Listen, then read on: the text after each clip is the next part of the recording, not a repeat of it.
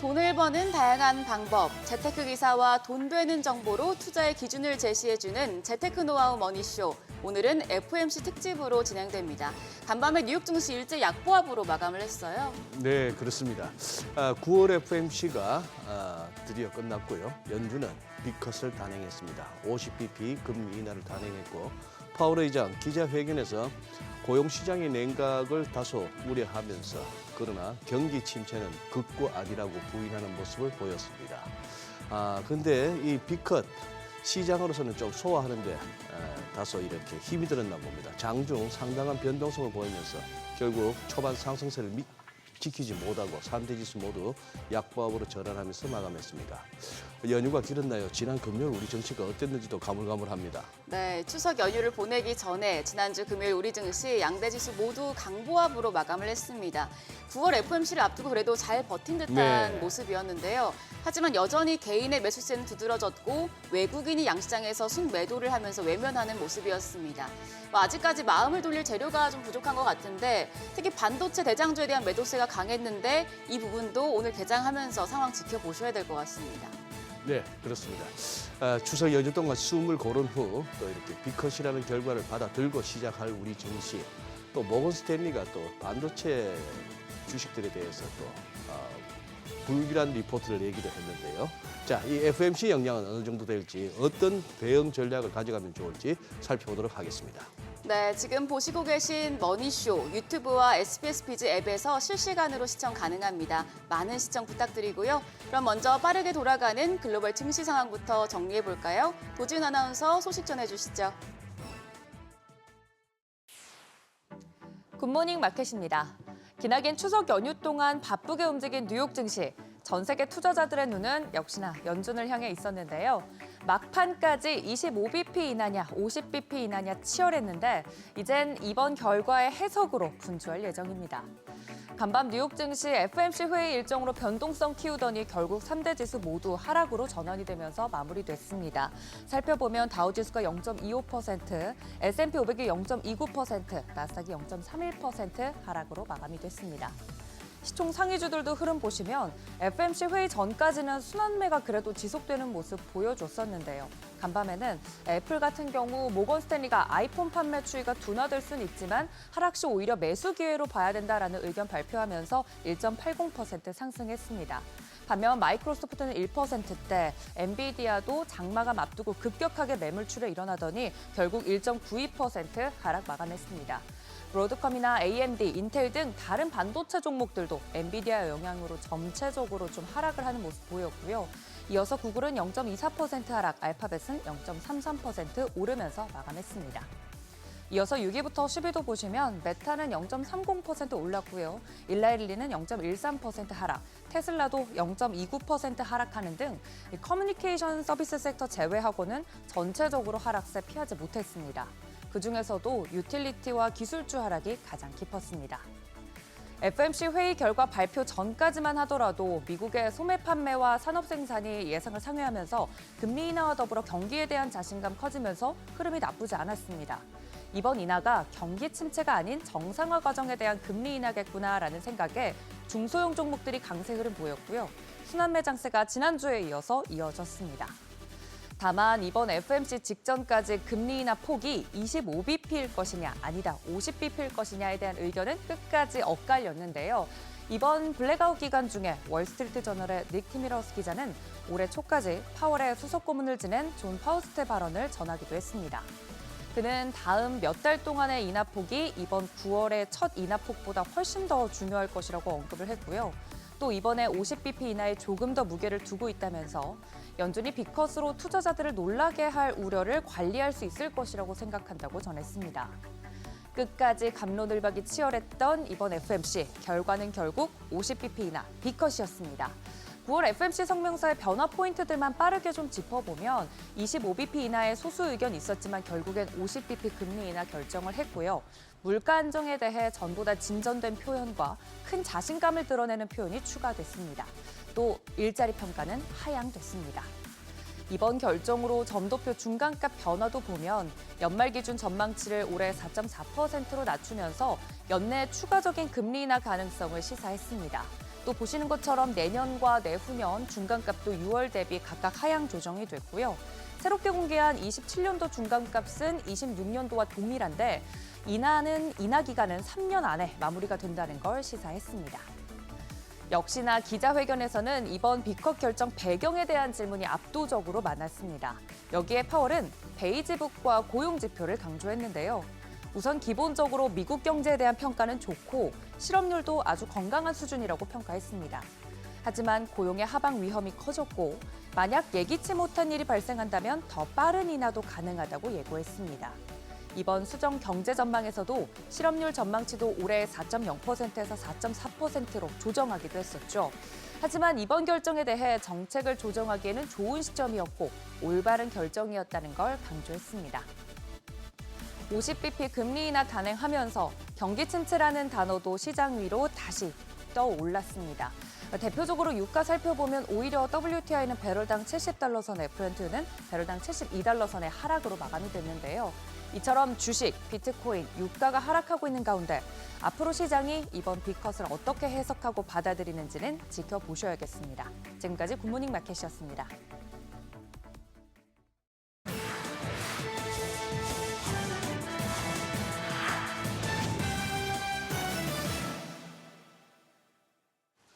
세계 최대 파운드리 기업인 대만 TSMC 거칠 것 없이 앞을 향해 나아가고 있습니다. 글로벌 1위 자리를 굳건히 하고 있는 가운데 대만 현지에 건설 중인 첨단 2나노 1, 2 공장이 내년이면 가동될 예정인 것으로 전해졌는데요. 한 발 더 나아가 1.4나노 공정을 배치할 추가 공장 증설 여부도 평가 중입니다. 뿐만 아니라 미국 애리조나주 피닉스 1공장의 수율도 지난달 70%를 넘기면서 현지와 비슷한 수준에 도달했고요. 최선단 공정 제조에 필요한 하이엔의 EUV 노광 장비도 당초 예정보다 앞당겨 이달 말 도입하기로 했습니다. 초미세 공정을 두고 주도권을 다투는 삼성전자보다 한 발 빠른 행보인데요. 인텔이 파운드리 사업에서 극심한 부진을 겪으면서 TSMC가 경쟁에서 발빠르게 치고 나갈 수 있는 환경까지 갖춰졌는데 반면 삼성전자는 3년 뒤에나 해당 장비를 확보할 것으로 전해지면서 이 TSMC의 파운드리 독주 체제는 당분간 계속될 것으로 보입니다. 애플이 야심차게 내놓은 차세대 아이폰이 반쪽짜리라는 혹평 속에 좀처럼 힘을 쓰지 못하고 있습니다. 사전 주문 판매량은 첫 주말까지 약 3,700만 대로 집계돼 전작인 아이폰 15이 출시됐을 당시보다 10% 넘게 줄어들었는데요. 애플 인텔리전스 인공지능 서비스 출시가 밀린 데 대한 실망감이 고스란히 반영된 모습입니다. 다음 달 소프트웨어 업데이트를 통해 제공한다고는 하지만 이마저도 모든 기능이 한 번에 제공되는 게 아니라 순차적으로 출시될 예정이어서 지난 6월 열린 개발자 회의 때부터 줄기차게 강조됐던 AI 기능은 내년이나 돼야 완전체가 될 것으로 보이고요. 각국 당국의 규제 이슈로 자칫하면 일부 지역에서 출시도 못할 처지에 놓여 있습니다. 앞서 애플은 빅테크 때리기에 나서고 있는 유럽에서 해당 기능을 이용할 수 없을 것이라고 공지하기도 했고 챗GPT가 금지된 중국에서도 함께할 파트너사를 아직도 찾지 못한 채 고심하고 있습니다. 세계 최대 자산운용사 블랙록과 마이크로소프트가 인공지능 초격차를 위해 손을 맞잡았습니다. 우리 돈 40조 원에 달하는 초대형 펀드를 출범시키고 AI 인프라 시설에 투자할 계획인데요. 여기에는 아랍에미리트 정부가 지원하는 MGX 등도 참여하고 AI붐 최대 수혜기업인 엔비디아도 인프라 설계 등에 대한 자문을 제공할 계획입니다. 곳곳에서 빅테크를 중심으로 AI 투자 릴레이 소식이 심심찮게 들리는 가운데 최근 오픈 AI와 엔비디아, 마이크로소프트 등과 함께 AI 데이터 센터 태스크포스를 출범한 미국 정부가 국가 차원에서 큰 그림을 짜면서 이렇게 민간 참여를 이끌어내며 주도권 잡기에 나서고 있다는 평가도 나옵니다. 최근 안방인 미국에서조차 독점 기업으로 낙인 찍혀버린 구글이 겨우 한숨 돌릴 수 있게 됐습니다. 유럽연합의 반독점 벌금 불복 소송에서 승소했는데요. 이어 법원은 앞서 EU 집행위가 과징금 부과 결정 과정에서 오류를 범했다며 우리 돈 2조 2천억 원 규모의 과징금 부과 처분을 취소했습니다. 이번 판결은 구글을 겨냥한 당국의 과징금 릴레이 흐름을 잠시나마 멈춰세웠다는 점에서 의미가 있는데요. 다만 집행위가 불복 결정을 내리고 항소에 나설 여지를 열어둔 만큼 여전히 풀어야 할 과제는 가득 쌓여 있습니다. 지금까지 글로벌비즈였습니다. 우리 시장은 추석 연휴를 맞아 3거래일 동안 쉬어갔습니다. 오늘 장 열리기 전에 먼저 지난주 금요일장부터 복귀해 보겠습니다. 국민연금공단이 주주와 기업가치 재고기업에 투자를 확대하겠다면서 정부의 밸류업 정책에 적극 동참하겠다는 의지를 밝히자 밸류업 관련주들이 강세를 보였습니다. 김태현 국민연금 이사장은 12일 한국경제인협회에서 밸류업 정책에 참여할 것이라고 여러 번 강조하면서 이 같은 발언을 내놨는데요. 그동안 금융당국은 핵심 투자 주체인 국민연금이 적극적인 의결권 행사를 통해 기업 혁신을 유도해야 한다고 강조해왔던 만큼 이에 화답한 것입니다. 또한 김 이사장은 9월 중 발표될 밸류업 지수와 관련해서도 국민연금 기금의 수익성 제고에 도움이 될 수 있도록 활용 방안을 강구하겠다고 밝혔는데요. 4대 연기금인 국민연금은 의결권 행사뿐만 아니라 장기 투자 자금을 공급할 수 있어 밸류업이 새로운 추진 동력을 얻을 것이라는 기대감이 나오고 있습니다. 이 같은 소식에 관련주들이 들썩였는데 S트래픽이 16.5%, DB금융투자가 5.17% 올랐고요.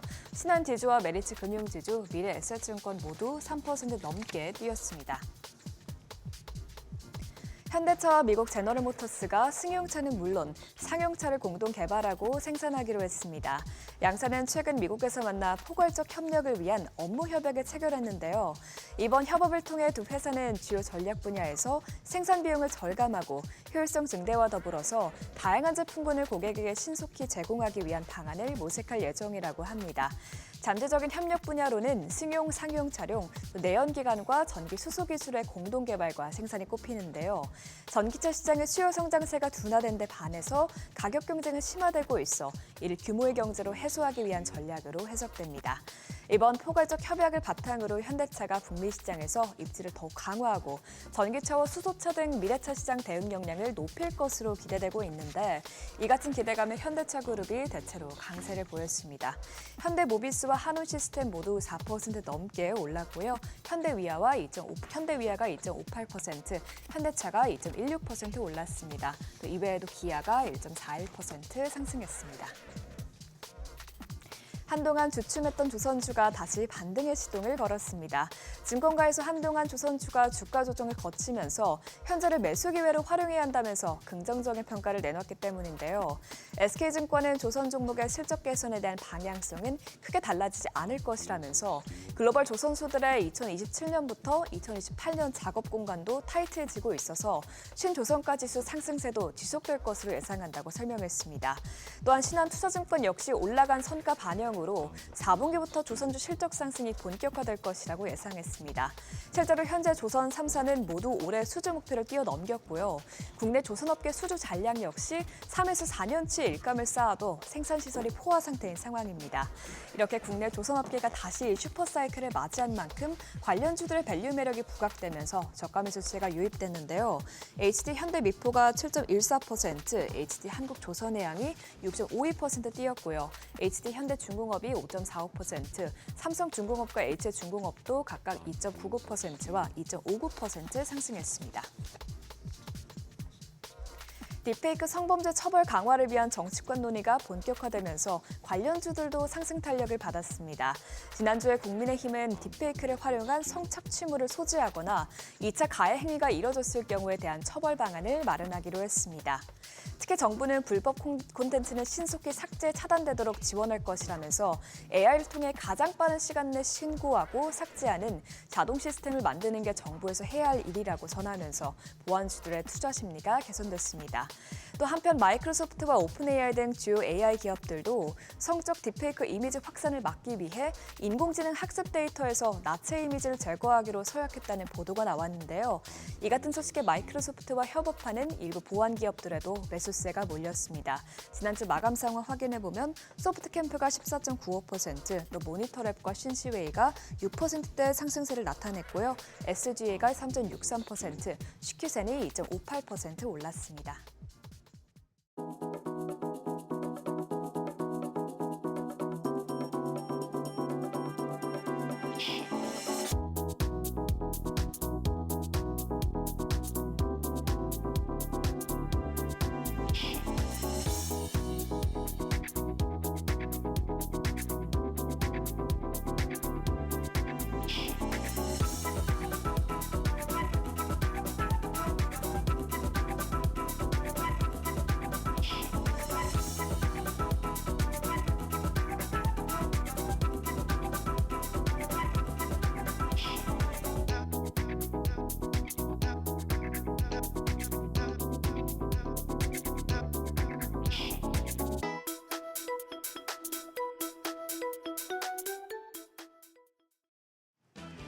연휴 전 마지막 거래일 우리 시장은 상승부를 키며 장을 마쳤습니다. 상승폭이 그렇게 크지 않았는데 긴 추석 연휴를 앞두고 경계 심리가 이어진 영향이었습니다. 오늘이 시장의 D-Day였죠. 금리 인하 그날이 왔습니다. 과연 시장이 어떻게 반응할지 전 거래일 시장부터 복귀하시죠. 지난 13일에 코스피는 0.13% 오른 2,575.41포인트, 코스닥은 0.3% 오른 733.20포인트에 마감했습니다. 강보합 수준이었는데 긍정적인 경제 지표와 반도체 악재가 섞인 영향이었습니다. 수급 마감 상황 보시죠. 셀코리아를 멈췄나 싶었던 외국인이 다시 매도로 방향을 돌렸습니다. 유가증권 시장에서 외국인 9,596억 원 대거 팔자세를 나타내며 시장에 부정적인 영향을 미쳤습니다. 다만 기관이 4,365억 원 순매수했고 개인도 4,037억 원 매수 우위를 기록하며 지수를 방어했습니다. 코스닥 시장에서는 양매도가 나왔습니다. 외국인이 1,297억 원 팔자 포지션 취했고 기관도 23억 원 매도 우위 기록했습니다. 개인만 홀로 1,331억 원 순매수하며 지수를 받쳤습니다. 시가총액 상위 종목 마감가 확인하시죠. 반도체는 약했고 자동차와 금융 대표주가 강했습니다. 반도체 투톱 낙폭이 컸는데요. 삼성전자가 다시 2.87% 급락해서 64,400원. 8거래일 만에 상승 전환했지만 또다시 하락했고요. SK하이닉스도 3.55% 떨어져 16만 2,800원에 거래 마쳤습니다.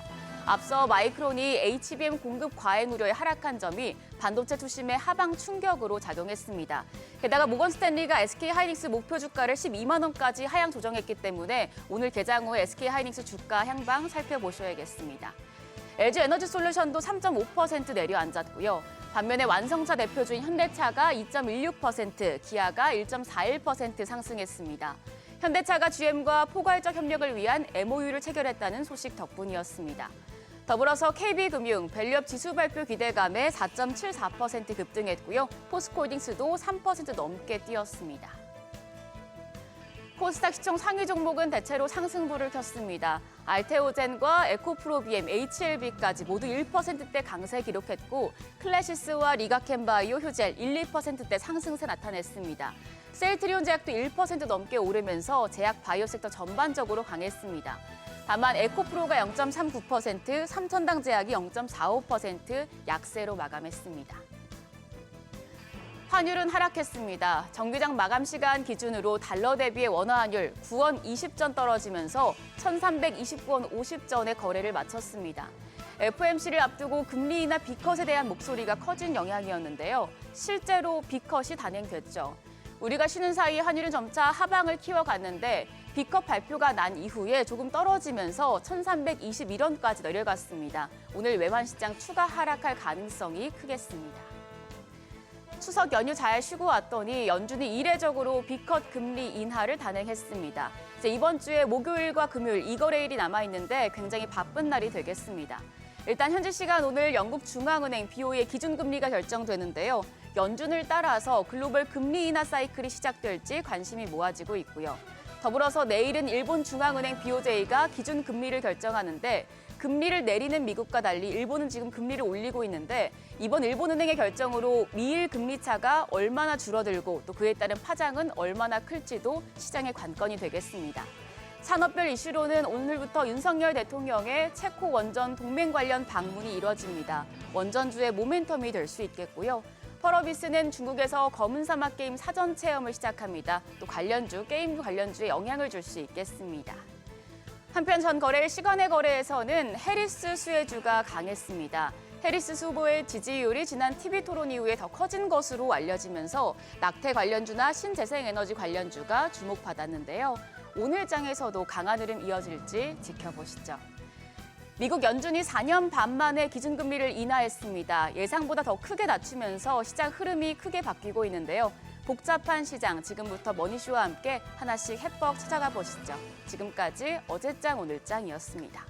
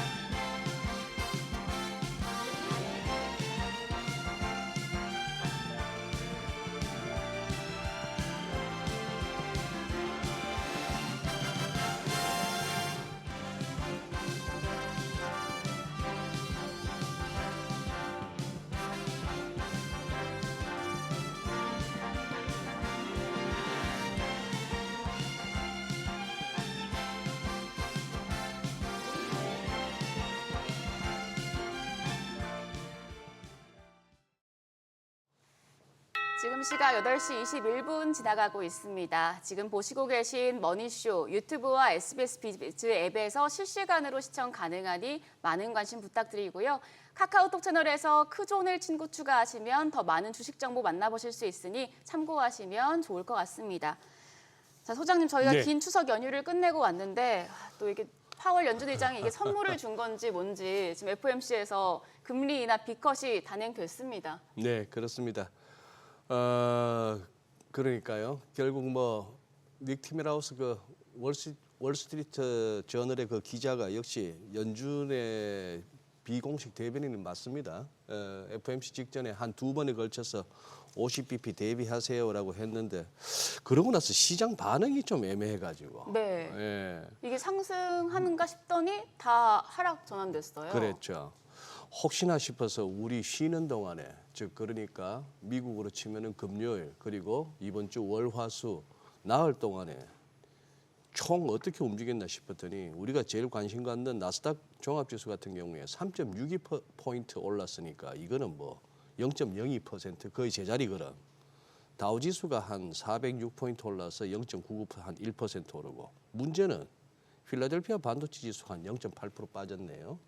그래서 우리는 이제 반도체가 그거 하고 홍콩이만 한 2%씩 올랐는데 중국 본토에서 심천이 한 1.25% 빠지고 일본도 한 1.2% 빠지고 오늘 우리 시장 조금 머리 아플 것 같습니다. 네, 그럼 그래서, 저희 또 예. 복잡한 시장 바로 그러시죠. 알아볼까요? 네, 네. 알겠습니다. 저희 오늘 FOMC 특집 대담 준비했는데요. 최석원 SK증권 경영고문 그리고 김승혁 키움증권 미국 주식전략연구원 모시고 이야기 나눠보겠습니다. 두 분 어서 오세요. 안녕하세요. 네, 어서 오십시오. 안녕하십니까. 예. 아 우리 최 고모님 너무 오랜만에 또 예. 여기서 뵙네요. 예. 반갑습니다. 우리 김성혁 연구원께서는 우리 전화 연결을 할 때만 해도 NH 선물 계셨는데 아 맞습니다. 제가 네. 키움으로 또 새롭게 자리를 아, 옮기게 돼가지고 그래요? 새로운 자리에서 하고 있습니다. 네. 우리 최성원 고모님은 뭐 익히 아실 테고 네. 우리 시장에서 또 이코노미스트, 애널리스트 쪽에 거의 원로급이시죠. 좋습니다. 원로와 또 신예의 또 이렇게 FOMC 특집 대담이 되겠습니다. 야 이거 진짜 이 무슨 FOMC 해석부터 한번 들어봐야 될 것 같은데 우리 최 고모님 예. 한번 어제 이거 어떻게 보셨습니까? 예.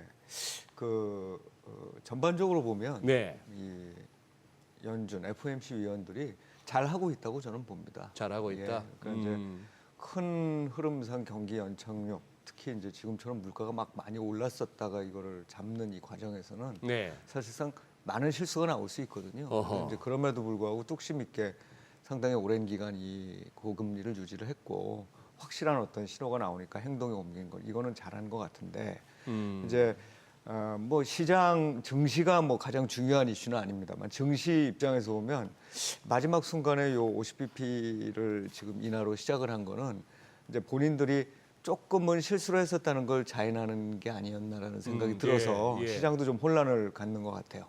뭐 본인은 그 기자들 질문에서 이 자기네들 늦은 게 아니다 이게 예. 적절하게 움직인 거다라고 얘기하면서도 한편으로는 7월달 고용이 진짜로 이렇게 나올 거를 그러니까 수정된 것처럼 나올 거를 알았으면 7월달에 하지 않겠느냐고 물어봤더니 또 그럴 거였을 거라고 얘기를 했단 말이죠. 그 대목이 기자회견 중에서 제일 실수였다고. 네, 그러니까 이제 결과적으로 보면 이 전체적으로 잘하고 있는데 지금 상황에서 약간의 이제 실수가 나타나는 거는 결국은 이 지금 고용 지표가 늘 그렇듯이 약간 속도감 있게 진행되는 경우들이 많지 않습니까? 네. 뭐 나빠지든 좋아지든 예. 이제 그런 부분에 대해서 살짝 놓친 것 같고 그런 부분들이 이제 시장에 남아 있는 경기 침체 우려에 대해서 완전히 버리지 못하게 만드는 그런 네. 이제 요소가 아닌가 생각이 듭니다. 물론 이제 이 부분들은 나중에 실제로 경제 지표들이 어떻게 나오느냐 이거에 따라서 또 이제 결정이 될 텐데 지금까지는 그렇게 크게 아주 심각한 실수를 저지르면서 오는 것 같지는 않아요. 그렇게 네. 전반적으로 연준이 잘하고 있다는 평가를 내려주셨고 예, 우리 김정구님은 뭐 저도 크게 다르지 않은 네. 판단인데요.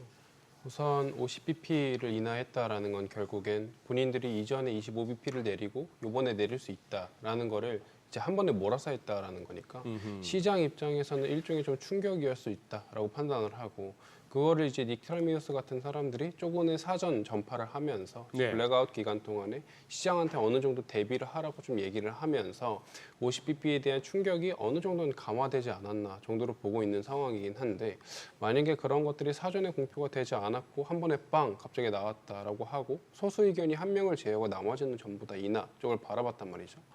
그래서 이제 그런 쪽으로는 불안해했을 수는 있겠지만, 그래도 전체적인 증시 상황을 봤을 때 그렇게까지 큰 폭의 어떤 우려를 자극하지는 않은 것 같다.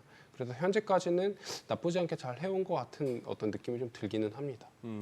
그래요. 네. 두 분 다 뭐 연준이 잘하고 있다라는 말씀이신 것 같은데, 그런데 지금 뉴욕 증시 상황을 보면 제 생각보다는 또 안 좋았던 것 같기도 해요. 이게 왜냐하면 오르는가 싶더니 다 일제히 하락 전환을 했거든요. 이 뉴욕 증시 상황은 어떻게 봐야 될까요? 네.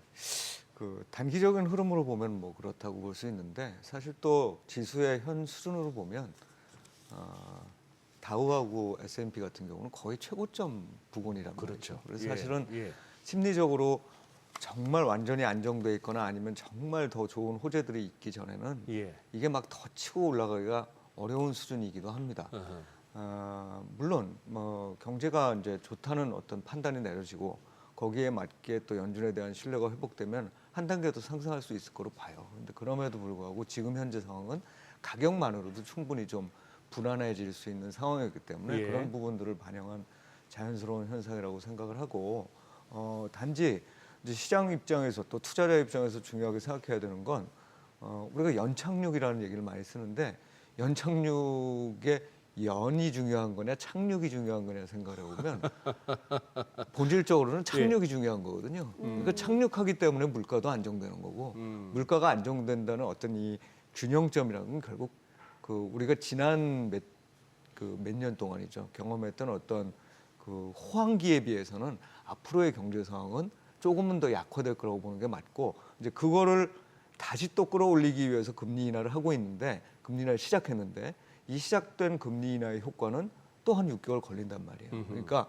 이게 금리 인하를 했으니까, 아니면 지금도 이전에 그냥 궤도를 따라서 계속 경제가 좋아지고 그것 때문에 증시가 오른다 이렇게 보기보다는 사실은 착륙을 하는데 이렇게 바닥을 다지는 시기다. 단지 예. 그 바닥이 좀 이렇게 연하게 갈 수 있게 만드느냐. 그래서 예. 궁극적으로는 앞으로 정말로 이게 좋아질 거라는 확신이 어느 순간에 확 들 수 있느냐, 이게 문제이기 때문에 증시 전반에 대해서 어제 비록 그런 어떤 반응들이 나왔다고 할지라도 너무 실망할 필요는 없는 그런 상황이라고 생각을 합니다. 예. 지금 우리 김성희 연구원님께는 여쭤보고 싶은 게 50bp나 금리를 인하했음에도 미국채 수익률이 2년물이나 10년물이나 할 것 없이 다 올랐어요. 그리고 오히려 뭐 장기물이 단기물보다 더 올라가지고 이제는 뭐 장단기 금리 역전은 해소됐는데 2년물, 10년물은. 그리고 또 달러도 제1감은 미국이 50bp나 금리를 내렸으니 달러가 약해져야 될 것 같은데, 달러가 인덱스도 강해졌고 달러엔 환율은 또 굉장히 다이내믹했어요. 맞습니다. 그 금리하고 환율 시장은 FOMC의 반응을 갖다가 우리 김 연구는 어떻게 해석하세요? 우선 어제 네. 파월 연준 의장의 실시간 발언으로 예. 집권 금리가 어떻게 움직이느냐를 좀 트래킹을 해보면 네. 확실히 50bp 인하가 증시단에서는 너무 많이 올랐기 때문에 좀 불안하지만 미국 경제 상황에 있어서 50bp 인하가 긍정적인 반응이냐 부정적인 반응이냐를 두고 왔을 때 시장은 미국 경제에 있어서는 궁극적으로는 다시 한번 미국 경제가 회복하는 데 있어서 이번 결정이 도움이 되었다라고 판단을 하는 것 같습니다. 네. 그러면서 확실히 파월 연준 의장이 50bp에 대한 얘기를 하지만 경기에 대한 자신감을 여전히 보일 때 미국채 금리라든가 달러 인덱스가 좀 강해지는 모습을 좀 네. 확인할 수가 있었거든요. 특히 달러 인덱스 같은 경우에는 사실 예를 들어 유럽 같은 경우에 최근에 금리 인하를 했음에도 미국은 좀 더 했잖아요. 그럼에도 불구하고 달러 인덱스가 유로화나 이런 거에 비해서 상대적으로 강해졌다라는 네. 거는 어떻게 보면 다른 어떤 미국 외의 지역들의 경제보다는 미국의 경제 체력도가 좀 중장기적으로 봤을 땐 계속 회복하는 국면에 놓여 있지 않을까. 그게 이번 결정으로 인해서 좀 효과가 이어지지 않을까. 좀 이렇게 보고 있는 상황인 것 같습니다. 내일 혹시 BOJ가 또 추가로 금리 인상하면 달러에는 어떻게 될까요? BOJ 같은 경우는 지금 이제 사실 금리 인상을 할지 예. 안 할지는 좀 애매모호한 상황이긴 애매한데. 하지만 네. 사실 BOJ의 금리 인상은 결국에는 미국채와 일본채의 이제 국채 금리 차이로 인해서 결국엔 달러 인덱스에 영향을 주는 지금 국면이긴 하거든요. 예. 엔캐리 트레이드를 걔네들이 어떻게 촉발하느냐의 문제이긴 한데 미국 지금의 일본 금리 인상은 그렇게까지 큰 영향을 줄 것 같지는 않습니다. 왜냐하면 엔화 자체에 대한 반응이 어느 정도는 좀 반영되어 있기 때문에 그것들이 다시 한번 어떤 우리가 예상하지 못했던 트레이딩을 발생시키지 않는다라는 전제 하에서는 큰 영향력은 아직은 줄 것 같지가 않고 중요한 건 BOJ 속에서 나오는 워딩이겠죠. 예를 들어 지금 이제 일본 입장에선 사실 정책 금리를 계속 높이는 게 본인들의 부채 부담을 계속 높이는 국면이기 때문에 그 어떤 제살 깎아먹기 형식일 수도 있단 말이에요. 그럼에도 예. 불구하고 본인들의 어떤 민심이라던가 어떤 그 지금 물가를 빨리 잡아내야 지금 상당히 좀 떨어져 있는 어떤 지도층들의 어떤 민심을 회복하는 그런 어떤 국면 속에서 금리를 계속 높이고 있는 상황이긴 한데 그럼에도 불구하고 이자에 대한 부담을 간과할 수는 없는 상황이고 그런 상황에도 불구하고 계속 금리를 높인다라고 했을 때 다른 사람들은 판단할 수 있겠죠. 일본 경제가 이거는 어쩌면 불안할 수도 있겠다. 일본 경제에 대한 어떤 악영향을 이게 주는 것 아닐까라는 판단이 들어오면 이건 다시 한번 엔화의 약세로 연결되면서 달러 인덱스가 강세로 연결되는 그런 어떤 골자로 이어질 수는 있겠지만 아직까지는 발언이 나오기 전까지 금리 인상과 인하 여부만으로 그걸 판단하기는 좀 어렵지 않을까라고 보고 있습니다. 그러면 그 연장선상으로 우리 최석원 고문님 지금 네. 시장에서 아직도 살짝 두려워하는 게 지금 말하는 이제 엔캐리 트레이드의 청산 여부입니다. 예. 지금 이제 미국은 50bp 내렸고 앞으로도 한 연내 점도표 봐서는 이제 11월 25, 12월에도 25 아직 한 50bp 더 내릴 것을 시사했고 예. 일본은 어쨌거나 당장 내일은 아니더라도 올릴 것 같고 그러다 보니 이제 시장 일각에서 그러면 또 엔캐리 트레이드 조금 남아있는 청산도 가능하지 않느냐 하는 요 시각 네네. 이게 어떤 좀 기우일까요? 아니면 아직도 여전히 우리가 걱정해야 되는 변수일까요? 뭐 엔캐리 트레이딩의 사실 명확한 규모를 알 수 없기 때문에 그러니까요. 네. 우리가 이게 정말 우려할 만한 수준으로 다시 커졌느냐 그때 한번 많이 정리가 됐겠죠. 사실은 그때 8월 달에 예, 대부분 그 기관 투자자들에 의해서 특히 그런 캐리 트레이딩을 주로 하는 투자자들에 의해서 이게 이루어지는 포지션이기 때문에 네. 아마 그런 상황이 됐을 때 이게 이제 생각을 해보면 그 직전에 엔화 가치가 굉장히 높았다가 예. 그러니까 엔화 가치가 높은 게 아니라 엔화 굉장히 절하됐다가 그게 한 10% 정도 절상이 되는 과정이 예. 있었거든요. 이 정도면 사실 캐리 트레이더 입장에서 보면은 그 한 달 만에 이루어진 일이기 때문에 엄청난 정도의 이게 그 조달 코스트의 상승이라고 네. 봐야 되죠. 그래서 그때 이제 굉장히 많이 정리됐을 거라고 봐요. 그 이후에 살짝 다시 150엔 정도로 올라가면서 그런 것들이 생겼겠지만 제가 보기에는 뭐 그렇게 크게 남아 있을 것 같지는 않아요. 물론 이제 시장 전체적으로 보면 엔캐리 트레이딩이 시장에 신규로 유입되는 것보다는 나쁜 영향을 주는 거는 맞습니다만 네. 급격하게 청산될 가능성은 또 크지 않아 보이고 제가 또 이제 좀 중시하는 건 그 지금 미국하고 일본하고는 이 통화 정책상에 있어서 상당한 교류를 하고 있을 거라고 봅니다. 네.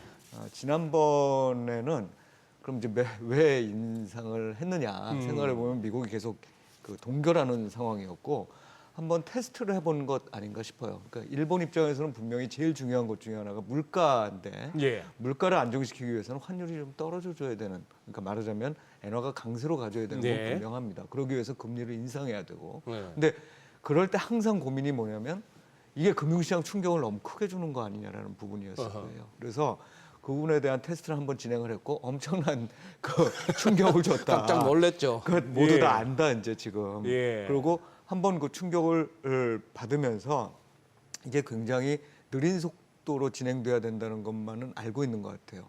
그러니까 다시 한번 또 연준과 일본은행 간에는 상당히 긴밀한 협조를 할 거고 이제 지금은 미국이 금리를 빠른 속도로 사실은 네. 뭐 약간의 실수까지 덧붙여서 예. 50bp를 인하하는 환경인데 50bp를 인하하는 환경에서 일본이 금리까지 올리면서 환율을 자극할 이유는 별로 없어 보인다. 그리고 마지막으로 환율 수준을 놓고 보면 네. 자, 일본이 얼마 정도의 환율을 적절하다고 본인들이 생각할까? 네. 이게 중요할 텐데 예. 예. 제가 보기엔 상당히 많이 와 있다고 봐요. 그러니까 이전에 160엔 정도는 네. 이제 본인들이 생각하기에도 이게 물가에 너무 자극을 주는 수준이라는 생각을 예. 분명히 했고 한편으로는 국내 소비자들의 이제 원성이 굉장히 짙어질 만한 상황이었을 거다라고 보는데 이제 지금 한 140엔 정도 예, 떨어진 맞습니다. 상태죠. 예. 대략 한 140 언저리, 뭐 좀 더 내려가더라도 130 언저리 정도가 일본이 생각하는 일본 정부나 또는 일본은행이 생각하는 수출 경쟁력을 유지시키면서 디플레이션 압력으로 다시 떨어지지 않게 하는 어떤 수준일 거라고 생각을 하면 예. 느린 속도의 금리 인상으로 그거를 하게끔 만드는 어떤 전략을 미국과 더불어서 취하지 않을까 싶어요. 그래서 엔캐리 트레이딩에 대한 어떤 우려는 저는 지금으로서는 크게 하고 있지는 않습니다. 뭐 엔캐리 트레이드 청산 부담이 이제 사라졌다면 이제 지금 이제 시장에서 굉장히 시장을 출렁이게 만드는 게 미국 경기 침체 우려였는데 그렇죠. 네. 금리 인하를 했고 엔캐리 트레이드 청산 우려가 없다라고 하면은 이 경기 침체 우려 이제 사라졌다고 봐도 되는 건지 좀 궁금한데 일단 김 연구원님께 먼저 질문 드릴게요. 침체에 대한 우려가 벌써 사라졌다라고 보기에는 아직까지는 시장 내 노이즈가 좀 있을 것 같기는 합니다. 우선 가장 중요하게 소비를 좀 봐야 되는 상황이고요. 최근에 경기 침체에 대한 우려를 가장 높였던 요인 중에 하나는 소비, 특히 저소득층의 소비가 최근 들어 빠르게 감소하고 있다라는 부분이 네, 예. 시장 내 불안을 좀 높였거든요. 그럼 저소득층의 불안이 어디서부터 발생됐느냐를 저희가 판단을 해보면 그들 입장에서는 이제 코로나 시기 때 정부가 소득 보전 정책을 통해서 뿌렸던 많은 유동성들이 그동안에 많이 소진이 된 겁니다. 그러면서 빠른 속도로 점차적으로 고용시장에 구인을 하기 위해 나오고 있는 상황이고 소득에 대한 어떤 수준이 많이 내려오다 보니까 뭐 관련된 종목 같은 경우에도 사실 그렇게 큰 수익성을 보이고 있지 못하고 있는 상황이고 이런 어떤 문제들이 제대로 해결이 되려면 우선 착륙을 다지고 이게 지금 연착륙이냐 경착륙이냐를 두고 상당히 많은 설왕설래가 있는데 우선 착륙을 다지고 그 이후에 다시 한번 반등하는 흐름을 보이지 않는다라고 했을 땐 경착륙 그리고 연착륙 어떤 우리가 경기 침체에 대한 우려는 꾸준하게 같이 가져갈 만한 요인이다. 그리고 시장이 이걸 어느 정도 좀 반영을 하고 있는 것 같습니다. 최근에 뭐 섹터 달러 봤을 때는 유틸리티라던가 헬스케어 좀 방어 중심의 섹터가 조금 더 강세를 보이고 있는 상황이었고 사실 그 전에 봤을 때도 이번에 물론 50bp 인하를 했기 때문에 이번 인하가 보험성 금리 인하냐 아니냐를 두고 좀 얘기가 나올 수 있겠지만 네. 여전히 GDP 성장률이 얼마 전에 GDP 나우 같은 경우에는 3%대로 다시 한번 좀 상향 그랬죠. 조정을 한 걸 예. 보면 사실 보험성 금리 인하다라고 보는 게 맞다라고 판단을 한다면 그럼 과거 저희가 세 차례 95년과 98년, 2019년의 케이스를 두고 이번에 보험성 금리 인하 이전과 이후의 어떤 침체에 대한 시그널이라든가 증시 상황을 좀 저희가 눈여겨봤을 때 세 차례 모두 잠깐 내려왔다가 다시 한번 올랐거든요. 그 기점이 한 3개월 정도 기점으로 3개월까지는 그렇게 크게 오르지 못했다가 다시 한번 오르는 모습을 보였습니다. 그러면 적어도 시장은 2개월에서 3개월 정도는 고민한다는 거예요. 지금이 연착륙이냐, 침체냐, 내가 어느 정도까지 내 포트폴리오를 방어해야 되느냐. 근데 지금도 크게 다르지 않은 상황일 것 같다라고 저는 개인적으로 보고 있고요. 그렇기 때문에 지금 50bp 인하를 했다. 이꼴 경기 침체에 대한 우려를 우리가 벗어날 타이밍이다라고 해석하는 건 아직까지는 시기상조다라고 말씀을 드리고 있습니다. 그러면 지금 요 경기 침체 관련 뭐 계속 논란이 이어지고 있는데 우리 최성훈 고문님 기원에도 한번 여쭤보고 싶고 거기다가 네. 그거까지도 한번 마지막에 짚어주시죠. 네. 맨날 미국 얘기만 하는데 우리나라 경기는 어떻게 보시는지까지도. 예. 예. 일단 미국 말씀을 예. 좀 드리면 상당히 많은 부분 이제 동의하는 부분이고요. 네. 저는 좀 이제 아무래도 통화 정책이 지금 실시된 상황이니까 예. 이제 이 부분에 대한 어떤 신뢰성이죠. 그러니까 통화 당국에 대한 신뢰성이 조금 훼손돼 있다는 게 지금 이제 미국 투자자들을 비롯해서 경제 주체들이 이게 경기 침체 진짜 방어할 수 있는 거 맞아? 이런 의구심을 들게 하는 건 아닌가라는 생각도 좀 합니다. 그 사실은 이 나오는 경제 지표들만으로 보면 지금 현재 경제 지표들 중에서 좀 엇갈리긴 하지만 고용 지표에서 실업률이 좀 올라갔다는 것, 그 다음에 PMI가 좀 생각보다 안 좋았다는 네, 것, 예. 이 정도를 제외하면 나머지 지표들은 당장 어제 발표된 소매 판매도 마찬가지고 좋았고. 산업 생산도 마찬가지고 뭐 신규 주택 착공도 확. 맞습니다. 나쁘지 않거든요. 예. 그러니까 이제 근데 작년에도 우리 생각을 해보면 그 노동시장 쪽 문제하고 그 갑자기 고용이 좀 줄었을 때하고 네. 작년 하반기 때죠. 그다음에 PMI가 좀 낮아진 것 때문에 문제가 됐었어요. 그러다가 다시 이제 회복되는 모습이 나타났는데 이제 그럼에도 불구하고 이게 사람들이 침체 우려를 계속 갖고 가는 거는 그 신뢰성 문제를 말씀드린 바와 같이 네. 연준 그 총의장이 예. 지난 뭐 한 2주 전까지만 해도 50bp 금리 인하 절대 없을 거라고 그랬잖아요. 그리고 점도표를 보면 6월 점도표에 비해서 물론 한 두 차례에 걸친 고용 지표와 저희가 나왔습니다만 그 물가 지표가 나왔습니다만 정말 드라마틱하게 점도표가 바뀌거든요. 네. 이런 현상이 또 나타나지 않을 거라는 보장을 못 하겠다는 거예요. 시장 입장으로 보면.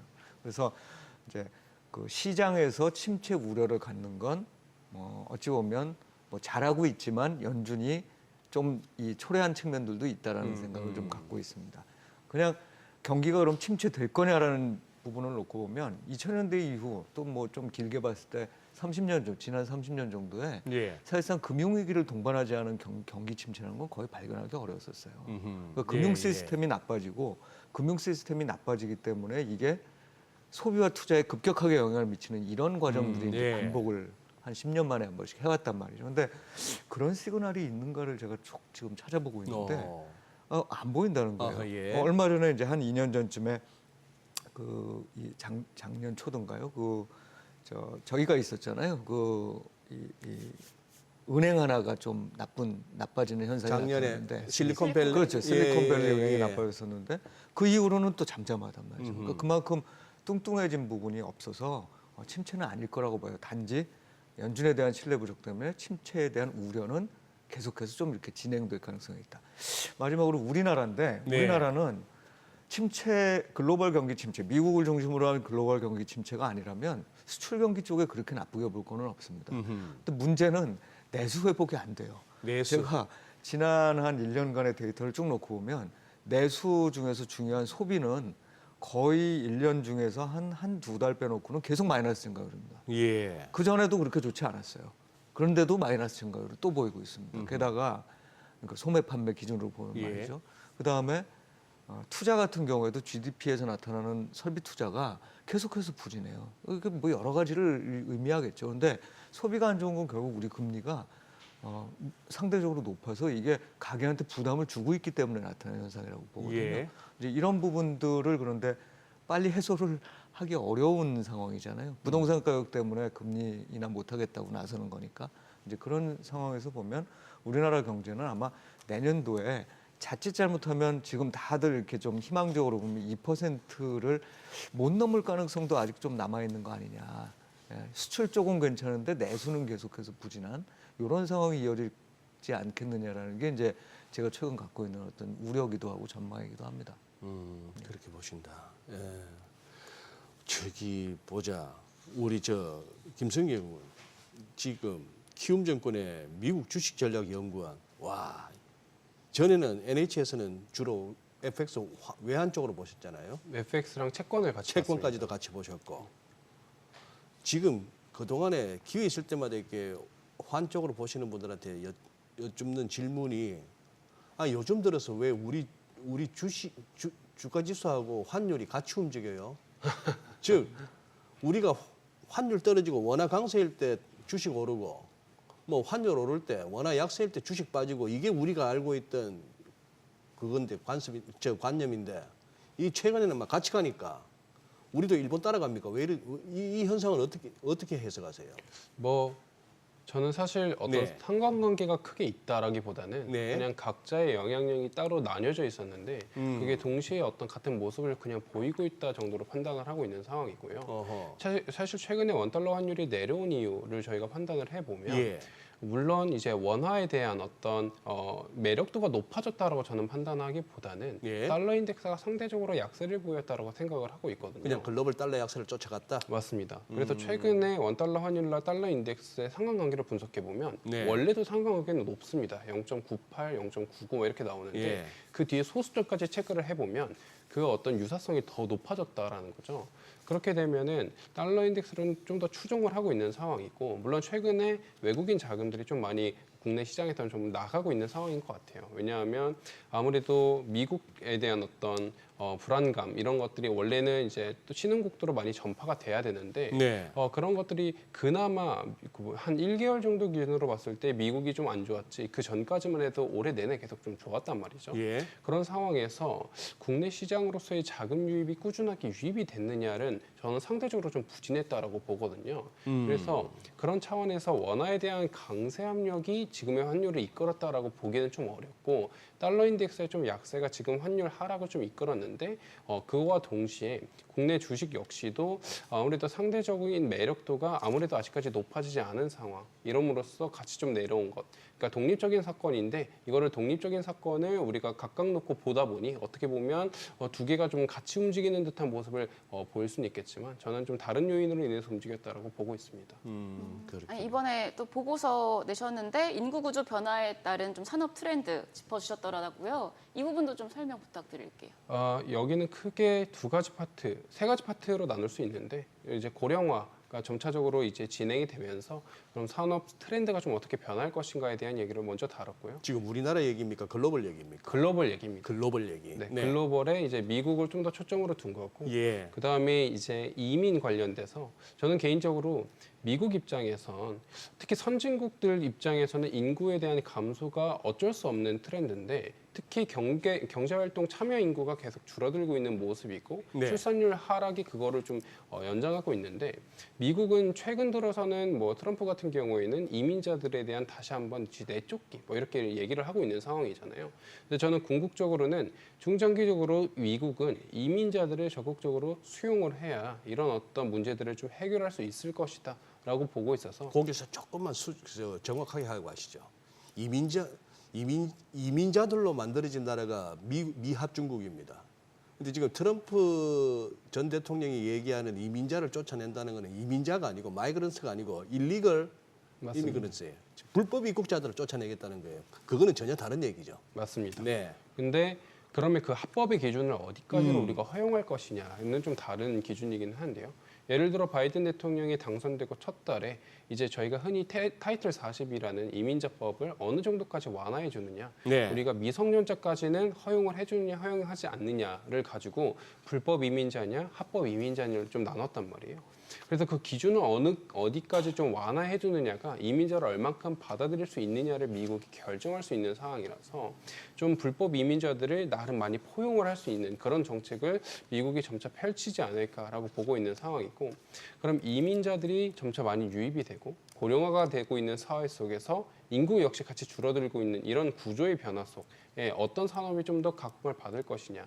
뭐 대표적으로는 이제 헬스케어 쪽이겠죠. 고령화 측에서는 특히 디지털 헬스케어라든가 이런 쪽이 좀 각광받을 수 있을 거다.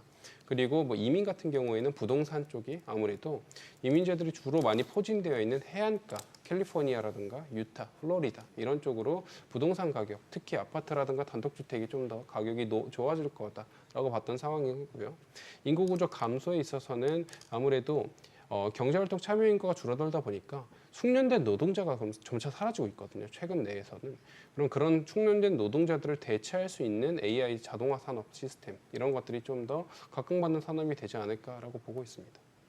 네, 알겠습니다. 네. 지금 시장 이제 개장까지 한 10분 정도 남은 상황인데요. 동시호가 상황부터 체크해 보시죠. 오늘 그래도 양시장 올라가면서 출발할 것으로 보입니다. 코스피가 1.1% 상승 출발 예상이 되고요. 코스닥 0.4% 상승 출발 준비하고 있습니다. 유가증권 시장 시가총액 상위 종목 호가 보겠습니다. 지금 오늘 반도체 투톱이 엇갈립니다. 아무래도 SK하이닉스에 대해서 모건 스탠리에서 부정적인 보고서가 나오면서 오늘장 좀 충격이 예상이 되는데 일단은 2.95% 하락 출발 예상되면서 SK하이닉스 호가 15만 8천 원으로 집계가 되고 있고요. 반면에 삼성전자는 2.33% 반등할 것으로 보입니다. 예상 체결가 6만 5,900원으로 집계가 되고 있습니다. 그밖에 LG에너지솔루션이 강보합, 삼성바이오로직스 3.43% 상승 출발 예상되고요. 지금 황제주 자리를 다시 등극할 것으로 보입니다. 호가가 101만 7천 원. 또 현대차가 2.32% 오르면서 24만 2,500원에 출발 준비하고 있습니다.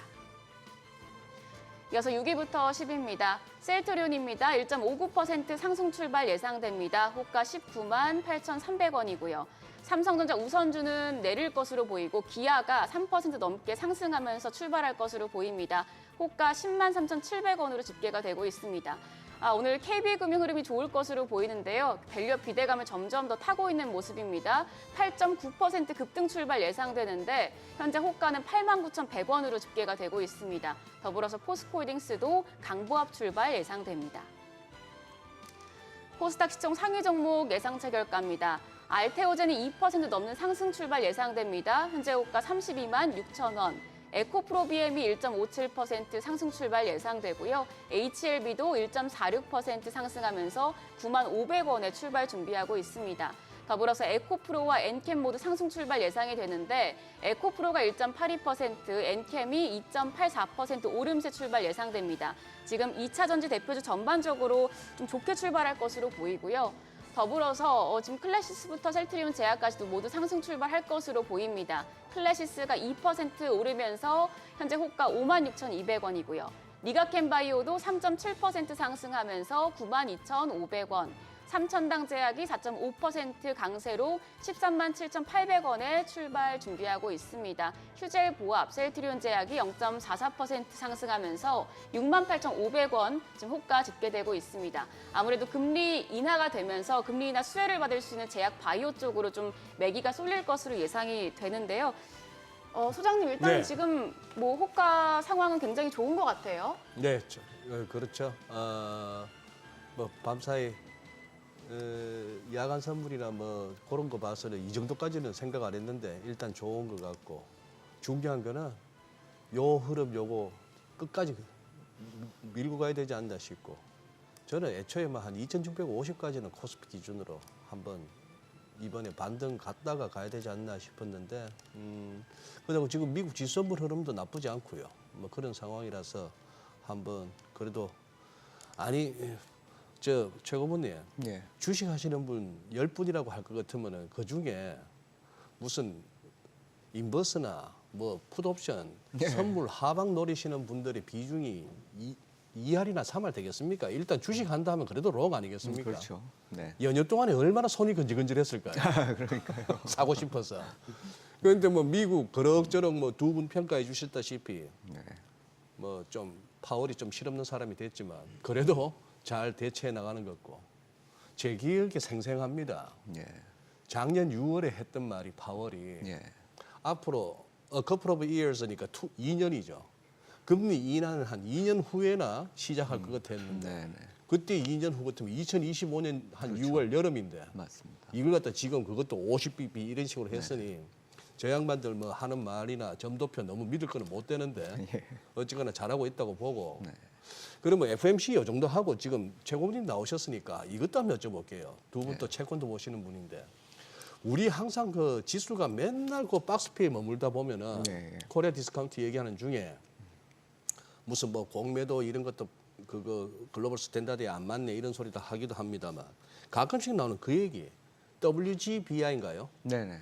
그게 월드 가버먼트 본드 인덱스니까 예, 예. 세계 국채 지수네요. 네. 그거 편입이 왜 그렇게 잘 안 됩니까 우리나라는? 네.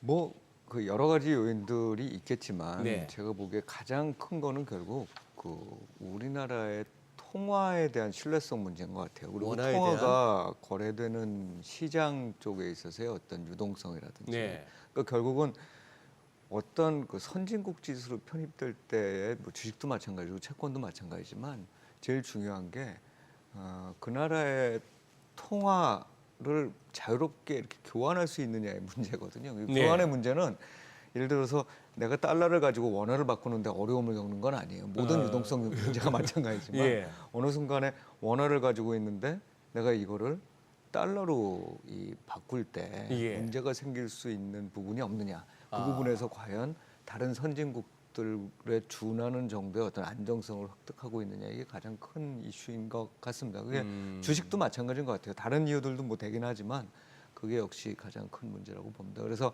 저는 개인적으로 그 두 가지 지수의 편입이 모두 다 그렇게 쉬운 일은 아니라고 생각하고 그래요? 있어요. 예. MSCI 선진국 지수도 맞습니다. 마찬가지. 그러려면 사실은 조금 이게 들으시는 분에 따라서 기분이 안 좋으실 수도 있지만 네. 지금보다는 더 달러와 교환하기 쉬운 통화로 뭐 경제적으로 보면 조금 더 미국과의 어떤 그 연계가 더 강해지는, 물론 지금도 굉장히 연계가 강합니다만 네. 그거를 넘어서서 다른 부분, 예를 들면 뭐 군사적이라든지 정치적이라든지 이런 부분에 있어서도 연계가 좀 더 강해지는 이런 상황이 돼서 예. 적어도 달러 기축 통화 하에서는 만약에 이제 나중에 이게 뭐 가능성은 별로 없어 보입니다만 위안화 기축 통화제가 되고 난 다음에는 또 다른 얘기겠지만 예. 글로벌 통화가 달러 기준으로 움직이고 있을 때는 그런 부분들이 빨리 좀 더 진행이 돼야 두 지수 모두 편입이 될 것 같다, 이렇게 생각을 합니다. 그러면 뭐 연관된 질문입니다만 예. 당국에서는 이제 내년 한 2월 정도로 생각하는 것 같은데 공매도 금지 네. 다시 풀겠다 네네. 그런 얘기도 하고 있고, 뭐 금투세는 지금 야당 쪽에서 아무래도 뭐 국민 여론이 부담스러운지 뭐 유예 쪽으로 가닥을 잡아가는 그런 느낌인 것 같은데 네, 요 두 이슈는 어느 쪽이 바람직하다고 보십니까?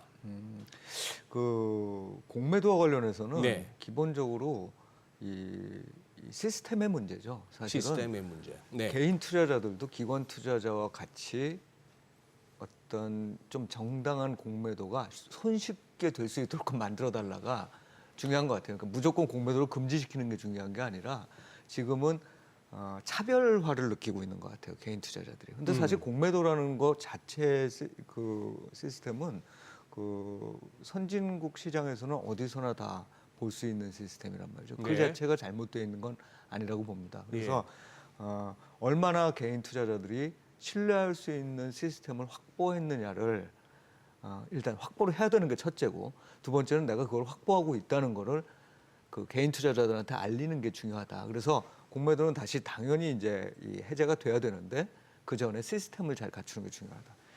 금융투자소득세 같은 경우는 이건 뭐 우리가 이 철학적으로도 사실은 좀 이렇게 의견이 갈리는 부분이 있는 거잖아요. 그러니까 이 소득에 대해서 이 세금을 붙이는 부분에 대해서는 충분히 당연히 이거는 뭐 그럴 수 있다. 왜냐하면 다른 자산들도 다 세금을 붙이니까. 네. 예를 들면 뭐 부동산 같은 경우는 대표적이죠. 예. 그리고 선진국 같은 경우에도 상당히 또 많은 나라들이 그 주식을 비롯한 자산가격에 의한 이른바 양도세죠. 그런 부분들을 세금을 매긴단 말이에요. 그런데 이제 중요한 거는 시점이라고 봐요. 이 금투세 문제는. 네. 자, 우리가 과연 그럴 만한 시점인 거냐? 제가 보기에는 그럴 만한 시점이 아닌 것 같다 지금. 왜냐하면 뭐 장기간에 걸친 코리아 디스카운트가 존재했지만 그 이유 중에 하나인 거버넌스 문제라든지 이런 거를 지금 막 시작하기도 전부터 삐거덕대잖아요. 예. 그러니까 밸류업 이슈라는 게 뭐 정부는 막 주장하고 있습니다만 사실은 한편으로는 친기업적이라고 정부가 얘기하는 게 그러면 이 예, 부분은 개장하고 아, 또 예, 예, 들어보도록 예. 하겠습니다. 죄송합니다. 자, 네네네. 추석 연휴 끝내고 돌아왔는데요. 국내 증시 개장하겠습니다.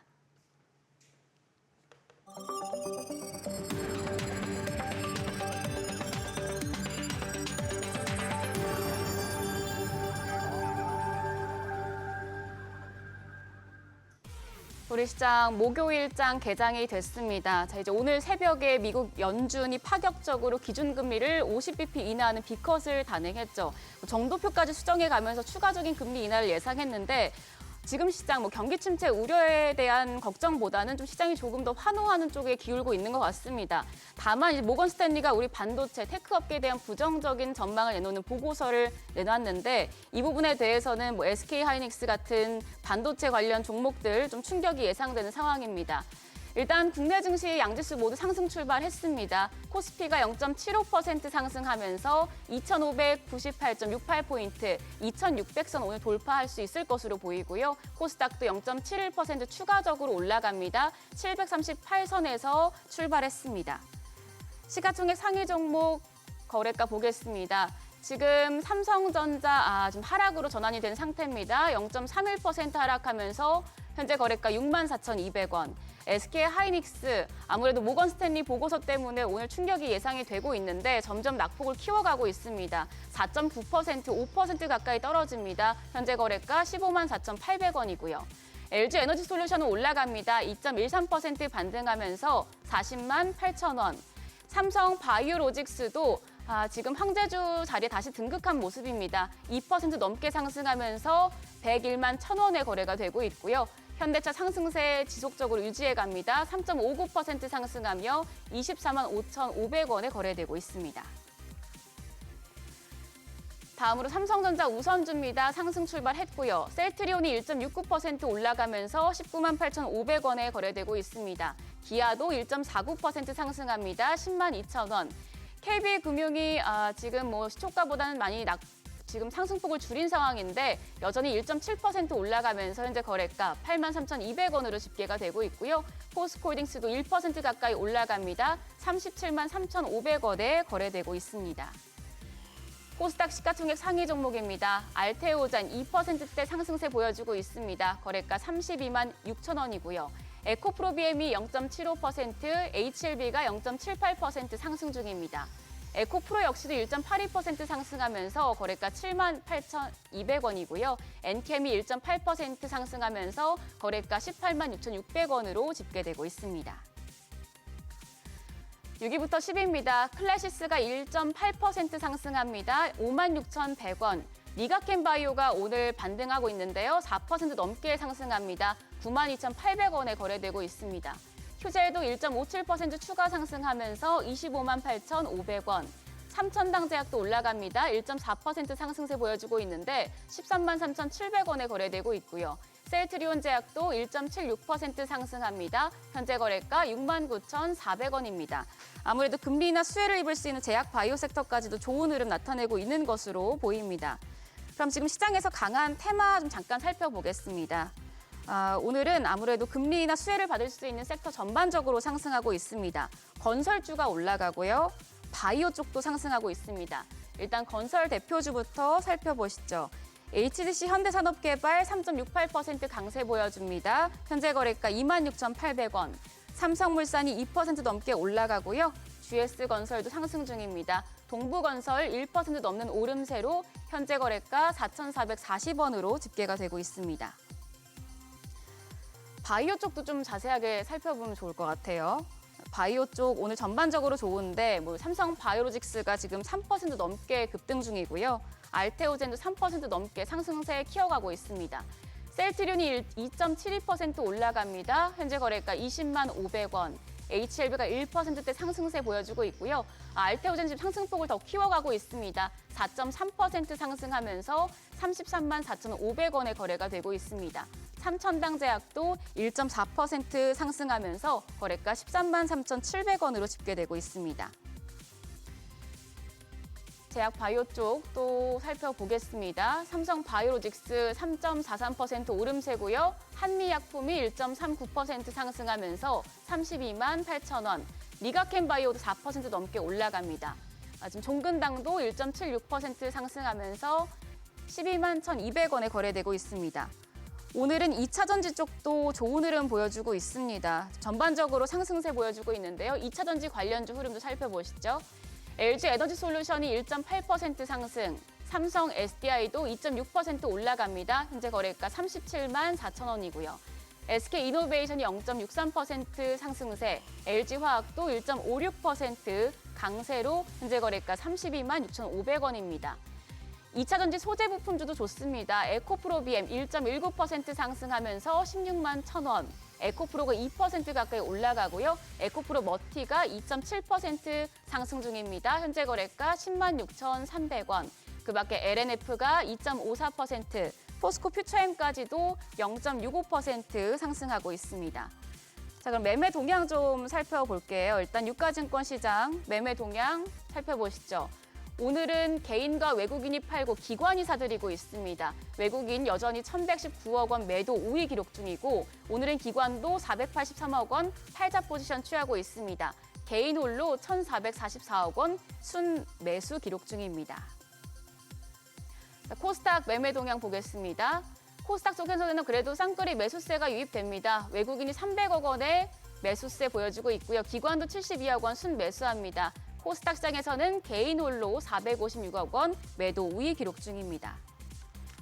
자, 그러면 환율 좀 살펴보시죠. 일단 환율, 역외 환율 같은 경우에 1,320원대 초반까지 내려갔었는데 오늘 달러 대비 원화 환율 전 거래일 주식시장 대비해서 50전 내린 1,329원에 개장이 됐습니다.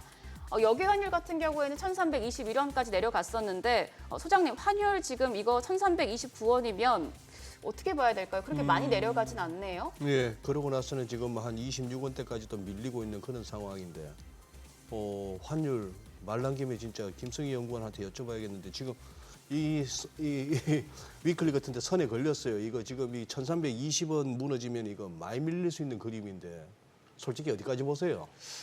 우선 만약에 1,320원이라는 빅피거가 무너지면 시장은 다르게 판단하기 시작하겠죠. 1,300원이라는 거는 상당히 락버스텀이 오래 유지된 심리적 하단이었잖아요. 네. 그 경계가 무너지면 시장은 1,200원 다시 바라보기 시작할 거고요. 뉴 노멀이라고 사람들이 계속 얘기를 하면서 이젠 이 레벨을 되게 당연하게 받아들이기 시작했는데 이젠 당연하지 않은 레벨로 복귀를 한다라고 시장은 좀 인지할 수 있거든요. 그러면 이제 다시 한번 1,250원대까지도 빠르게 내려올 수 있는 원래 25원, 50원 이렇게 시장이 한 번 빼면 쭉 빠르게 빼는 게 환율의 특성이잖아요. 예. 그러다 보니까 만약에 이제 한 번 심리적 저항선이 꺾인다라고 했을 땐 한 번에 내려갈 가능성은 높은데 예. 다행히 아직까지는 저는 1,300원이 최근 근래에 들어 무너질 거다라고는 보고 있지 않은 상황이고요. 왜냐하면 1,300원대가 어느 정도는 지켜질 겁니다. 그래야 하단에서 꾸준하게 이제 원화에 대한 어떤 약세 압력뿐만이 아니라 달러에 대한 강세 압력이 여전히 좀 남아있다라고 보고 있기 때문에 그 상황 속에서 1,300원에서의 실수요 매수가 계속 있을 거예요. 그러면 그 실수요 매수가 꾸준하게 어느 정도 하단이고 그런 하단 속에서 우리가 다시 한번 매수를 진행하자라고 판단이 좀 유입되면서 1,300원이 좀 지켜질 만한 여지가 아직까지는 높지 않을까라고 보고 있고 그래요? 만약에 무너진다라고 하면 좀 빠르게 내려올 거다라고 보고 있습니다. 아우 지금 코스피 지금 마이너스 4.3%, 마이너스 6포인트. 아유 바보 진짜. 아니 최 고모님. 네. 아까 저는 그 말씀에 굉장히 이렇게 느낌적으로 공감이 됐는데 불과 얼마 전까지 160엔, 161엔 할 때는 누가 봐도 왜 이래? 너무 높은데 싶은데 이 140엔 근방에 오니까 그래도 뭐 봐줄 만한 레벨이야 싶은 생각이 든단 말이죠.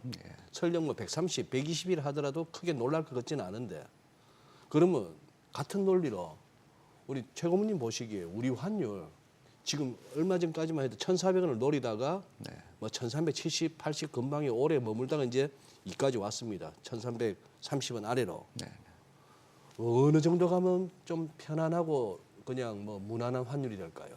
제가 보기에는 지금 상황은 1,300원을 좀 밑으로 내려갈 가능성도 있어 있다. 보이는데 첫 번째는 우리나라의 수출과 내수가 양극화돼 있다고 했잖아요. 예. 그거는 딱 정확하게 보면은 환율이 내려가야 되는 그 기본적인 상황인 거거든요. 수출이 좋으니까 내려가야 되고 네. 내수가 부진하니 내려가줘야 되고. 네. 그런데 사실 통화 정책이 예. 어찌 보면 계속적으로 또 약간 긴축적인 상태를 다른 나라보다 더 오래 지속할 것 같은 느낌을 계속 주잖아요. 예.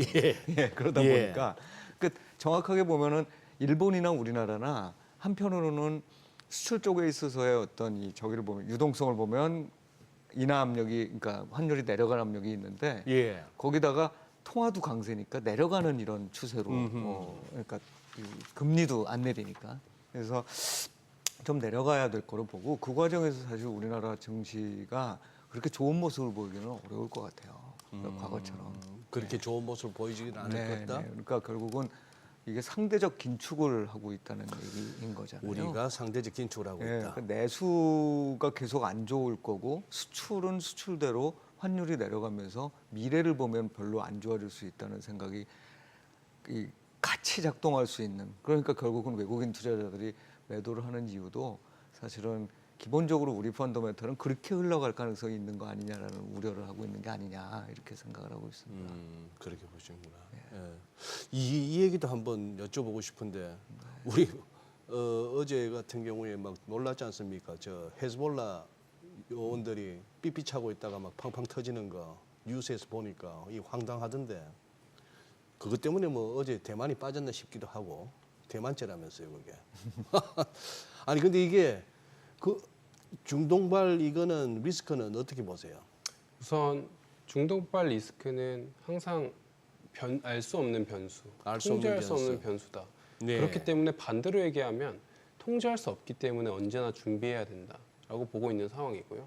우선 중동발 리스크가 다시 한번 터진다. 이게 뭐 대만뿐만이 아니라 이제 그 이쪽에 뭐 사우디라던가 이란 쪽으로 다시 한번 터진다라고 했을 땐 그 자산군에 가장 영향을 많이 받을 수 있는 건 아무래도 WTI 쪽이겠죠. 원자재 쪽이라고 저는 보고 있는 상황이긴 한데 그러면 중동발 리스크를 우리가 어떻게 사전에 준비를 해야 하느냐 이거에 대해서 우리가 어떻게 대응을 해야 하느냐에 대해서는 사실 정답은 없는 것 같습니다. 이거는 우리가 미리 예측할 수 있는 부분이 아니고 특히 이제 중동발 리스크의 가장 본질은 결국 그분들이 가지고 있는 사상의 차이란 말이죠. 순위파나 시위파 이런 차이이기 때문에 그런 사상의 차이를 우리가 예측할 수 없다면 미리 준비를 해야 되고 미리 준비해야 된다고 하면 관련된 리스크가 떴을 때 원자재 쪽 트레이드는 우리가 좀 조심해야 되지 않을까 정도로 보고 있는 상황이고 그럼 관련된 종목이라던가 관련된 어떤 자산군도 우리가 좀 약간은 거리를 멀리 둬야 되는 그런 상황인데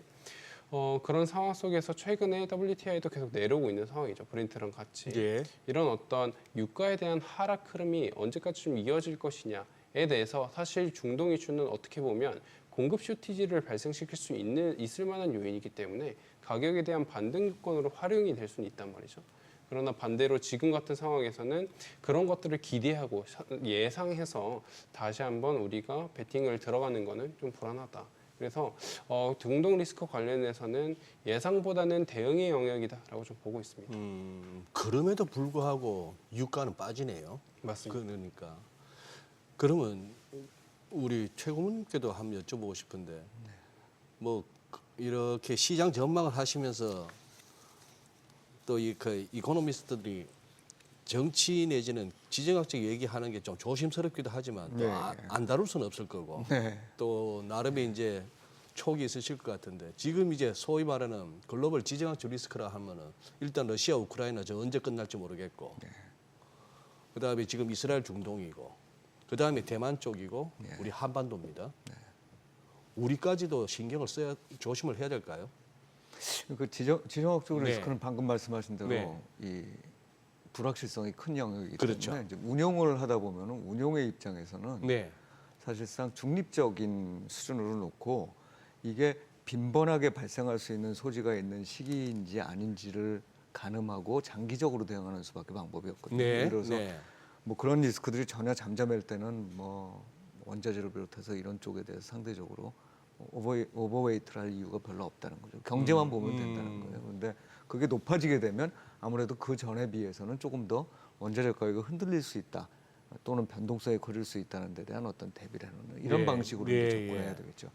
그래서 사실은 말씀하신 대로 과거에 비해서 과거에도 뭐 지정학적 리스크가 없었던 적은 없습니다만 예, 예. 최근에 보면 이게 몇 년 전부터 시작된 그 자국 우선주의라든지 또는 글로벌 공급망 문제라든지 또는 자원 무기화라든지 이런 게 빈번해지고 있는 상황인 것만은 분명해요. 네. 그래서 나타나고 있는 유가는 지금 현재는 떨어지고 있는 게 분명하지만 그럼에도 불구하고 사실 지금은 좀 대비를 해야 되는 시기인 것만은 분명한 것 같습니다. 그 대비의 가장 핵심은 뭐냐면 원자재 시장이 떨어지고 있으나 이거에 대한 포지션을 너무 줄여놓지 않는 이런 방식이 돼야 된다는 생각을 갖고 있습니다.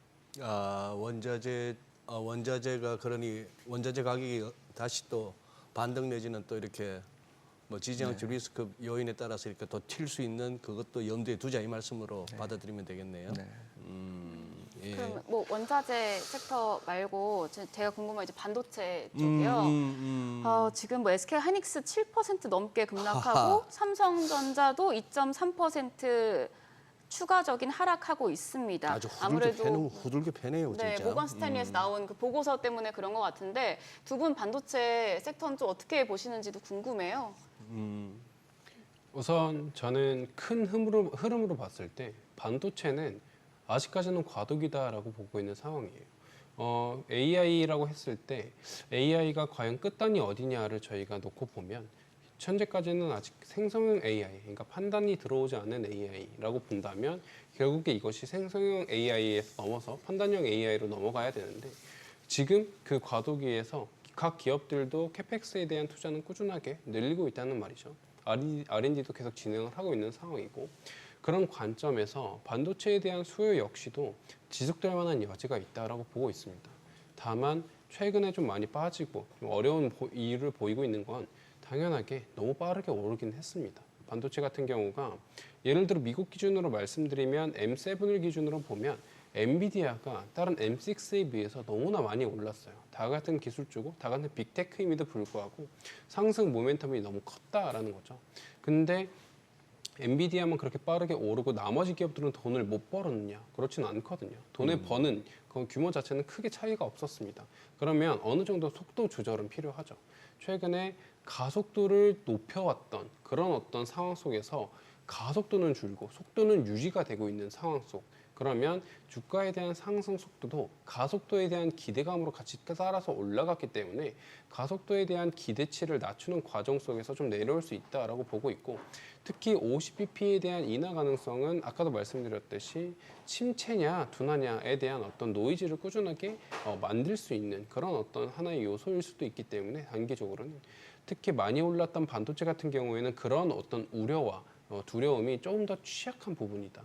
그래서 단기적으로는 좀 어려울 수 있는 어떤 그런 부분이다라는 말씀을 드리고 한 가지 더 말씀을 드리면 지금의 어떤 증시 흐름이 과거 시결상 어떤 때와 좀 비슷하느냐를 제가 한번 분석을 해본 결과가 있는데 2019년 저희가 보험성 금리 인하를 단행을 했었을 때 그때 이전 3개월과 최근 주가 3개월 뭐 이거는 물론 미국 증시 기준이긴 합니다. 이거를 상관관계로 분석했을 때 0.85 정도가 나왔어요. 꽤 유사한 흐름을 보였다라는 거고 저는 개인적으로 시장의 심리 자체가 좀 비슷하게 형성되어 있지 않나라고 하는데 그때 당시 금리 인하를 함과 동시에 증시가 좀 쭉 내려왔고 반도체도 좀 쭉 내려왔거든요. 한 일주일 정도 힘들다가 다시 한번 반등을 해서 결국에는 3개월 정도에는 원래의 레벨을 회복하고 오히려 또 오버퍼폼하는 그런 모습을 보였습니다. 그래서 최근에 반도체 하락의 계속되는 이제 하락장의 시작이냐라고 보기에는 저는 좀 어려울 것 같고 좀 중장기적으로 봤을 땐 다시 한번 반등할 여지가 있는데 그럼에도 단기적으로 봤을 땐 어려울 만한 요인은 분명하게 놓여 있다라고 말씀을 드리고 있습니다. 모간 스탠리가 왜 14만 원을 갖다가 굳이 찍었는지 기술적으로는 이해가 되네요. 2023년 1월 달에 저점이 73,100원, 우리가 최근에 봤던 7월 달에 봤던 고점이 238,500원. 피보나치를 한번 꺼보니까 뭐 이런 종목은 피보나치 꺼도 된다고 보는데 뭐 딱 61.8%가 14만 원이네요. 근데 뭐 납득은 가지만 얼마 전에 26만 원 콜 했던 친구들이 14만 원. 이게 사실은 뭐 반도체가 늘 그런 모습을 보이지만 전형적으로 이게 경기 민감한 그렇죠. 주식이잖아요. 예. 그러니까 그 부분을 굉장히 앞서서 빠르게 반영하는 그런 현상인 거고 결국은 이번 금리 인하를 통해서 연착륙이 확인되고 또 뭐 아까 제가 바닥을 형성할 거라고 해요. 그 바닥이 형성되는 시점에 가서는 다시 또 상승할 그런 또 모습을 보일 거라고 봅니다. 뭐 한도 끝도 없이 두 분 붙들고 얘기하고 싶습니다만 조금 여기서 한번 마무리를 하는 차원에서 우리 김성희 연구원님 그리고 최고모님 순으로 해서 우리 투자자분들 혼란스러우실 것 같은데 지금 이 상황에서 어떻게 대응하시라 뭐 전략을 한번 세워주신다면요. 우선 전략이라고 한다면 저는 크게 두 가지 정도 전략을 말씀드리고 싶은데 내가 좀 더 공격적인 성향이다라고 한다면 저는 아까도 말씀드렸듯이 고모님께서 말씀하신 대로 바닥을 다지고 나서 다시 한번 올라가는 시점에 주식도 똑같이 당분간은 좀 노이즈가 개입되면서 좀 힘들 수 있지만 다시 한번 반등할 거다라고 보고 있거든요. 그러면 공격적인 성향의 투자자한테는 그러면 좀 내려올 때 저가, 그러니까 싼 주식을 담아라 정도의 말씀을 드리고 좀 싼 자산군이라고 판단되는 것들을 좀 줍줍해서 다시 한번 우리가 반등을 한번 노려보자라는 말씀을 드리고 내가 좀 더 보수적인 투자자다라고 했을 땐 그러면 바벨 전략을 가져가자라는 말씀을 드립니다. 우선 안정적인 포트폴리오로 이제 유틸리티라든가 뭐 헬스케어 뭐 이런 쪽을 좀 가져가시고 반대쪽으로는 반도체 특히 AI 주도주 M7 내에서 반도체는 사실 조금은 아직까지는 좀 지켜봐야 되니까 M7 내에서 뭐 이제 애플이라든가 마이크로소프트처럼 시장 좀 친화적인 이제 빅테크 중심의 기업들을 우리가 동시에 담아가자. 중간에 좀 애매모호한 포지션은 없애고 이제 끝단에 있는 어떤 성격들을 같이 포지션을 구축하는 게 좋을 것 같다. 좀 이렇게 좀 두 가지 전략으로 같이 말씀을 드리고 있습니다. 예. 정원님. 예. 예, 시장을 보는 어차피 주식 시장에 대한 관심들이 많으실 텐데 예. 주식 시장은 당연히 지금 안 좋죠. 이 첫 번째는 금리를 인하했습니다만 유동성 효과도 있지만 그 이면에 있는 경기 착륙이라는 데 대한 어떤 시각, 또 심지어 나아가서 연착륙이 될 거라는 데 대한 확신도 못 심어주고 있는 거잖아요. 이제 전망을 할 때는 연착륙이 될 수 있을 거라고 보지만 적어도 지금 상황에서는 경착륙일 거냐 연착륙일 거냐가 헷갈리는 상황. 게다가 우리가 계절적으로도 미국 시장은 9월달, 10월달에 굉장히 안 좋아요, 사실은. 그러니까 이제 그런 면들까지 다 겹쳐져 있는 상황이기 때문에 지금 좀 보수적으로 보셔야 돼요. 그런데 그 이후에 연착륙이라는 데 대한 어떤 제 믿음 하에서는 올해 연말쯤 됐을 때 시장은 지금보다는 많이 높아져 있을 거라고 봅니다. 네. 그러니까 결과적으로 당연히 이제 주식을 지금부터 이제 떨어질 땐 분할 매수. 업종별로는 지금 당장은 금리 인하에 대한 수혜주가 좋아 보이지만 다시 오를 때는 어쨌든 경기에 대한 우려 때문에 떨어졌던 주식이 먼저 오를 거기 때문에 경기 민감주를 다시 담는 전략을 가져가는 게 그래도 좀 아웃퍼폼할 수 있는 방법이겠죠. 네, 알겠습니다. 오늘 말씀 여기까지 듣겠습니다. 네. 오늘 감사합니다. 고맙습니다. 네, 고맙습니다. 네, 저희 주식 정보와 관련된 정보는 카카오톡 채널 크존을 추가하시면 확인하실 수 있으니 자세한 정보는 카카오톡 채널 크존 추가하셔서 참고하시길 바랍니다. 외국인들이 관심 가는 리포트 확인해 보시죠.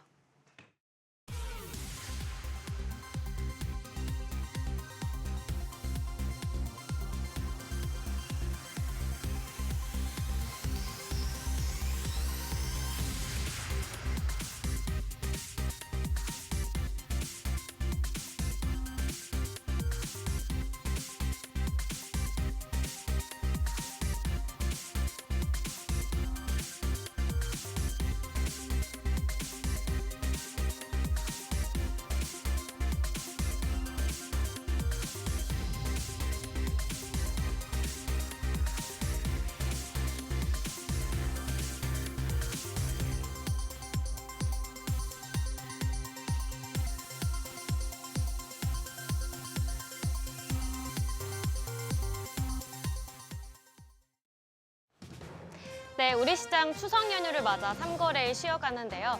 현재 코스피와 코스닥의 흐름이 엇갈리고 있습니다. 간밤 연준이 4년 반 만에 금리 인하를 단행했죠. 인하 폭이 관건이었는데 결국 연준은 B컷을 결정했습니다. 우리 시장도 이에 영향을 받고 있는 모습인데요. 현재 코스피가 0.15% 하락하면서 2,571선 기록하고 있고요. 또 반면 코스닥은 0.85% 상승하며 739선에서 거래되고 있습니다. 수급 상황 함께 살펴보시죠. 먼저 유가증권 시장 매매 동향 보겠습니다. 유가증권 시장에선 오늘 양 매수가 나오고 있습니다. 먼저 기관이 2,890억 원 사자 포지션이고요. 개인이 385억 원 매수 우위를 보이고 있고 반면 외국인이 3,427억 원 팔자 포지션 취하고 있습니다. 코스닥 시장 동향도 함께 보시죠. 코스닥 시장도 양 매수가 나오고 있습니다. 먼저 외국인이 1,257억 원 사자 포지션, 또 기관이 161억 원 매수 우위를 보이고 있고요. 반면에 개인이 홀로 1,376억 원 매도 우위를 보이고 있습니다. 그럼 업종별 등락률 살펴보겠습니다. 오늘은 전기 장비 업종이 눈에 띄는 상승세를 기록하고 있고요. 또 디스플레이 패널과 생명보험이 상승세 기록하고 있습니다. 반면에 반도체와 반도체 장비 업종이 하락세를 띠고 있고 담배와 다각화된 소비자 서비스가 하락세 기록하고 있습니다. 그럼 시장을 주도하는 테마 종목별 시세 체크하겠습니다. 먼저 오늘 풍력에너지 관련주가 탄력적으로 올라가고 있습니다. IM증권이 미국 풍력시장의 가파른 성장세에 힘입어 관련주 실적 반등의 속도가 날 것으로 전망했는데요. 특히 오늘 금리 인하가 결정되면서 수주 물량이 더 많이 늘어날 것으로 예상되고 있습니다. 관련주 살펴보면 먼저 대명에너지가 12.13% 올라가면서 현재 거래가 17,660원 기록하고 있고요. 효성중공업이 7.77% 올라가면서 12,000원 기록하고 있고 동국 SNC가 5.37% 상승하면서 2,835원에 거래되고 있고요. 우리기술이 4.51% 플러스권으로 2,550선에서 거래되고 있고 마지막으로 금양 그린파워가 1.41% 올라가면서 12,910원에서 거래되고 있습니다. 이와 함께 제약바이오 섹터에선 바이오시밀러 관련주도 함께 올라가고 있습니다. 금리 인하가 결정되면서 제약바이오 섹터가 주목받고 있는데요. 특히 삼성바이오로직스가 3년 만에 100만 원대 안착을 시도하고 있죠. 미국에서 입법 단계를 거치고 있는 생물보안법으로 인한 수혜 전망에 황제주 복귀 기대감이 커졌었는데요. 먼저 관련주 중에서는 알테오젠이 8.14% 큰 폭으로 상승하면서 34만 5,500원에서 거래되고 있고요. 바이넥스가 15.51% 오르면서 24,950원, 또 삼성바이오로직스가 황제주에 복귀에 성공했죠. 5.56% 오르면서 100만 원 돌파했습니다. 또 에이프로젠이 3.62% 올라가면서 1,360원에서 거래되고 있고 보령도 3.85% 올라가면서 1790원에서 거래되고 있습니다. 다음으로 전력설비 관련주도 눈에 띄는 상승세를 보여주고 있습니다. 원전 동맹에 대한 기대감 때문인데요. 윤석열 대통령이 추석 연휴를 마치고 곧바로 체코를 방문한다는 소식이 전해졌죠.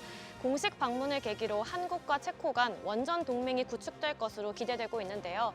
먼저 관련주 중에서는 효성중공업이 7.25% 플러스권으로 30만 500원에 거래되고 있고 또 HD 현대일렉트릭에서는 10.76% 올라가면서 또 31만 4,500원에서 거래되고 있습니다. 또 재룡전기도 6.56% 올라가면서 6만 원대 돌파했고요. LS 일렉트릭은 5.79% 강세 보이면서 15만 3,400원대에서 거래되고 있습니다. 마지막으로 일진전기도 4.84% 뛰면서 2만 800원대에서 거래되고 있습니다. 네, 마지막으로 밸류업 관련주가 상승하고 있습니다.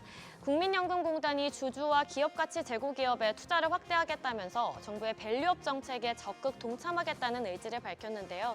또 코리아 밸류업 지수가 이달 중으로 발표되면서 기대를 모으고 있습니다. 관련주 살펴보면 FN가이드가 17.04% 큰 폭으로 오르면서 15,800원에서 거래되고 있고 S트래픽이 5% 넘게 오르면서 5,450원 선 기록하고 있고요. 현대차는 3.38% 뛰면서 24만 5천 원대에서 거래되고 있습니다. 또 우리금융지주도 1.3% 오르면서 15,620원 거래가 기록하고 있고 미래에셋증권도 0.92% 오르면서 8,780원 선에서 거래되고 있습니다. 네, 금리 인하로 관련주가 상승하면서 우리 시장은 좋은 흐름을 이어가다가 양시장이 다른 흐름을 이어가고 있는데요. 그럼 오늘장에서 눈여겨볼 업종과 시장 대응 전략까지 알아보는 오늘장 탑픽 시간입니다. 오늘은 SBS 비즈 오스타 이동우 전문가 전화 연결되어 있습니다. 안녕하세요. 네, 안녕하세요. 네, 미국 연준이 FOMC 9월 회의에서 기준금리 50 베이시스 포인트 인하를 결정했습니다. FOMC 회의 직전까지도 B컷과 베이비컷 전망을 두고 전문가 의견이 팽팽했는데요. 그럼 주요 내용부터 짚어주시죠. 네, 금일 새벽 2020년 3월 이후에 4년 6개월 만에 첫 금리 인하가 발표되었고 B컷을 단행하면서 파웰은 비둘기파적인 입장을 날려주었습니다. FOMC 회의 발표 하루 전까지만 하더라도 점도표상의 B컷에 대한 가능성이 67%까지 올랐고 올해 3번의 금리 인하가 예상되고 있었으나 결국은 이제 절반만 맞은 셈이었습니다. B컷은 예상대로였고 점도표상에 이제 2번의 추가 금리 인하가 예상된다는 것으로 조금 수정이 되었습니다. 파월 의장의 멘트에서 완전한 승리보다는 일부의 자신감만 좀 보인 점은 시장으로선 좀 실망감을 보인 것 같은데요. 실업률 증가 리스크가 다소 상승을 했지만 인플레이션 안정화에 대해서는 자신감이 있었다는 표현이 있었고 미국 경제 성장은 견고히 유지될 것이다라는 얘기를 했지만 선제적 대응에 좀 가까운 모습이었고 향후 금리 인하 속도가 현재처럼 빠를지에 대해서는 여전히 좀 조심스러운 모습이었습니다. 결국 주식시장도 FOMC 발표 이전 상승했던 미국 증시도 추가적인 상승세에 대한 방향 제시보다는 단기 차익 실현 매물과 경기 둔화 우려가 부각되면서 소폭 약세로 마감이 되었습니다. 네, 금리 인하가 결정되면서 관련 수혜주로도 관심이 쏠리고 있는데요. 그럼 눈여겨볼 만한 섹터와 종목도 함께 꼽아주시죠. 네, 대표적으로는 바이오 제약과 신재생 에너지를 꼽을 수 있는데요. 바이오 제약 업종은 이제 신약 개발 등 연구 개발 활동에 많은 투자가 필요한 기업들이 많아서 금리 인하가 시작되면서 자금 조달 비용이 줄어서 수혜가 가능하며 하반기 최대 이슈로 떠오른 미국 대선 일정에서 양당의 공통 수혜주라는 점에서도 추가적인 상승이 용이합니다. 대표적인 종목으로는 삼성바이오로직스인데요. CDMO 분야의 국내 1등 그리고 세계 3위로 미국 생물보안법 통과로 업계 2위 우시바이오로직스가 미국 내에서 맡길 물량들이 우회하게 되면서 삼성바이오로직스는 반사수혜가 가능해집니다.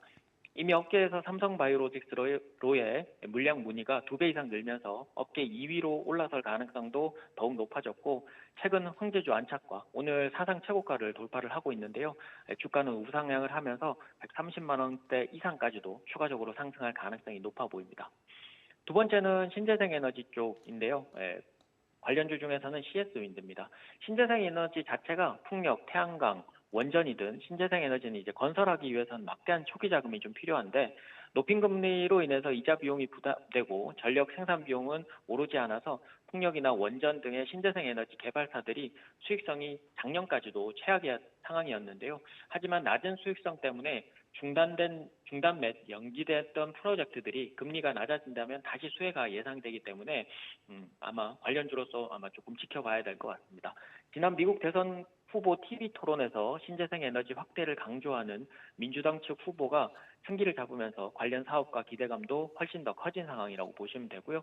관련주 중에서 탑픽은 CS윈드입니다. 풍력타워 생산 및 풍력타워 부품 생산과 해상풍력 하부 구조물 생산을 하고 있고 유럽이나 미국, 아시아 등의 전 세계 시장에서 육상 및 해상 풍력타워를 공급하고 있습니다.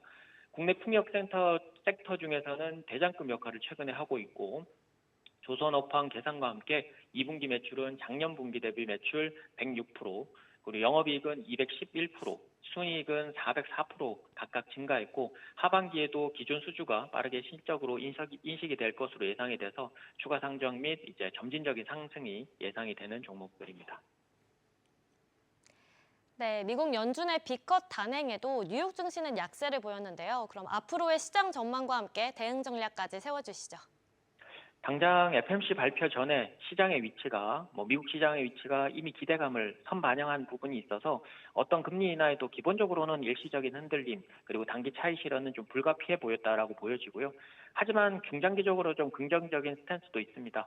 2019년에 금리 인하를 사이클을 처음 시작할 시에는 0.25%를 내리고 시장이 며칠 조정을 받은 후에 추세 상승을 다시 전환했었고요. 8월과 9월 시장에서는 글로벌 큰손들의 포트 조정이 어느 정도 이루어졌기 때문에 오히려 FOMC 이후에 당분간 큰 변동성을 만들 수 있는 요소는 없을 것으로 보입니다. 또한 경기 개선 기대감이 커질 수 있어서 긍정적이지만 당장은 인플레이션보다는 실업률이 주요 이슈로 떠오르면서 B컷에 대한 효과를 확인하려는 시간이 필요할 듯해서 좋은 말로는 건강한 조정 그리고 나쁜 말로는 이제 터프한 조정도 한두 번 정도는 염두에 두시는 게 좋을 것 같고요.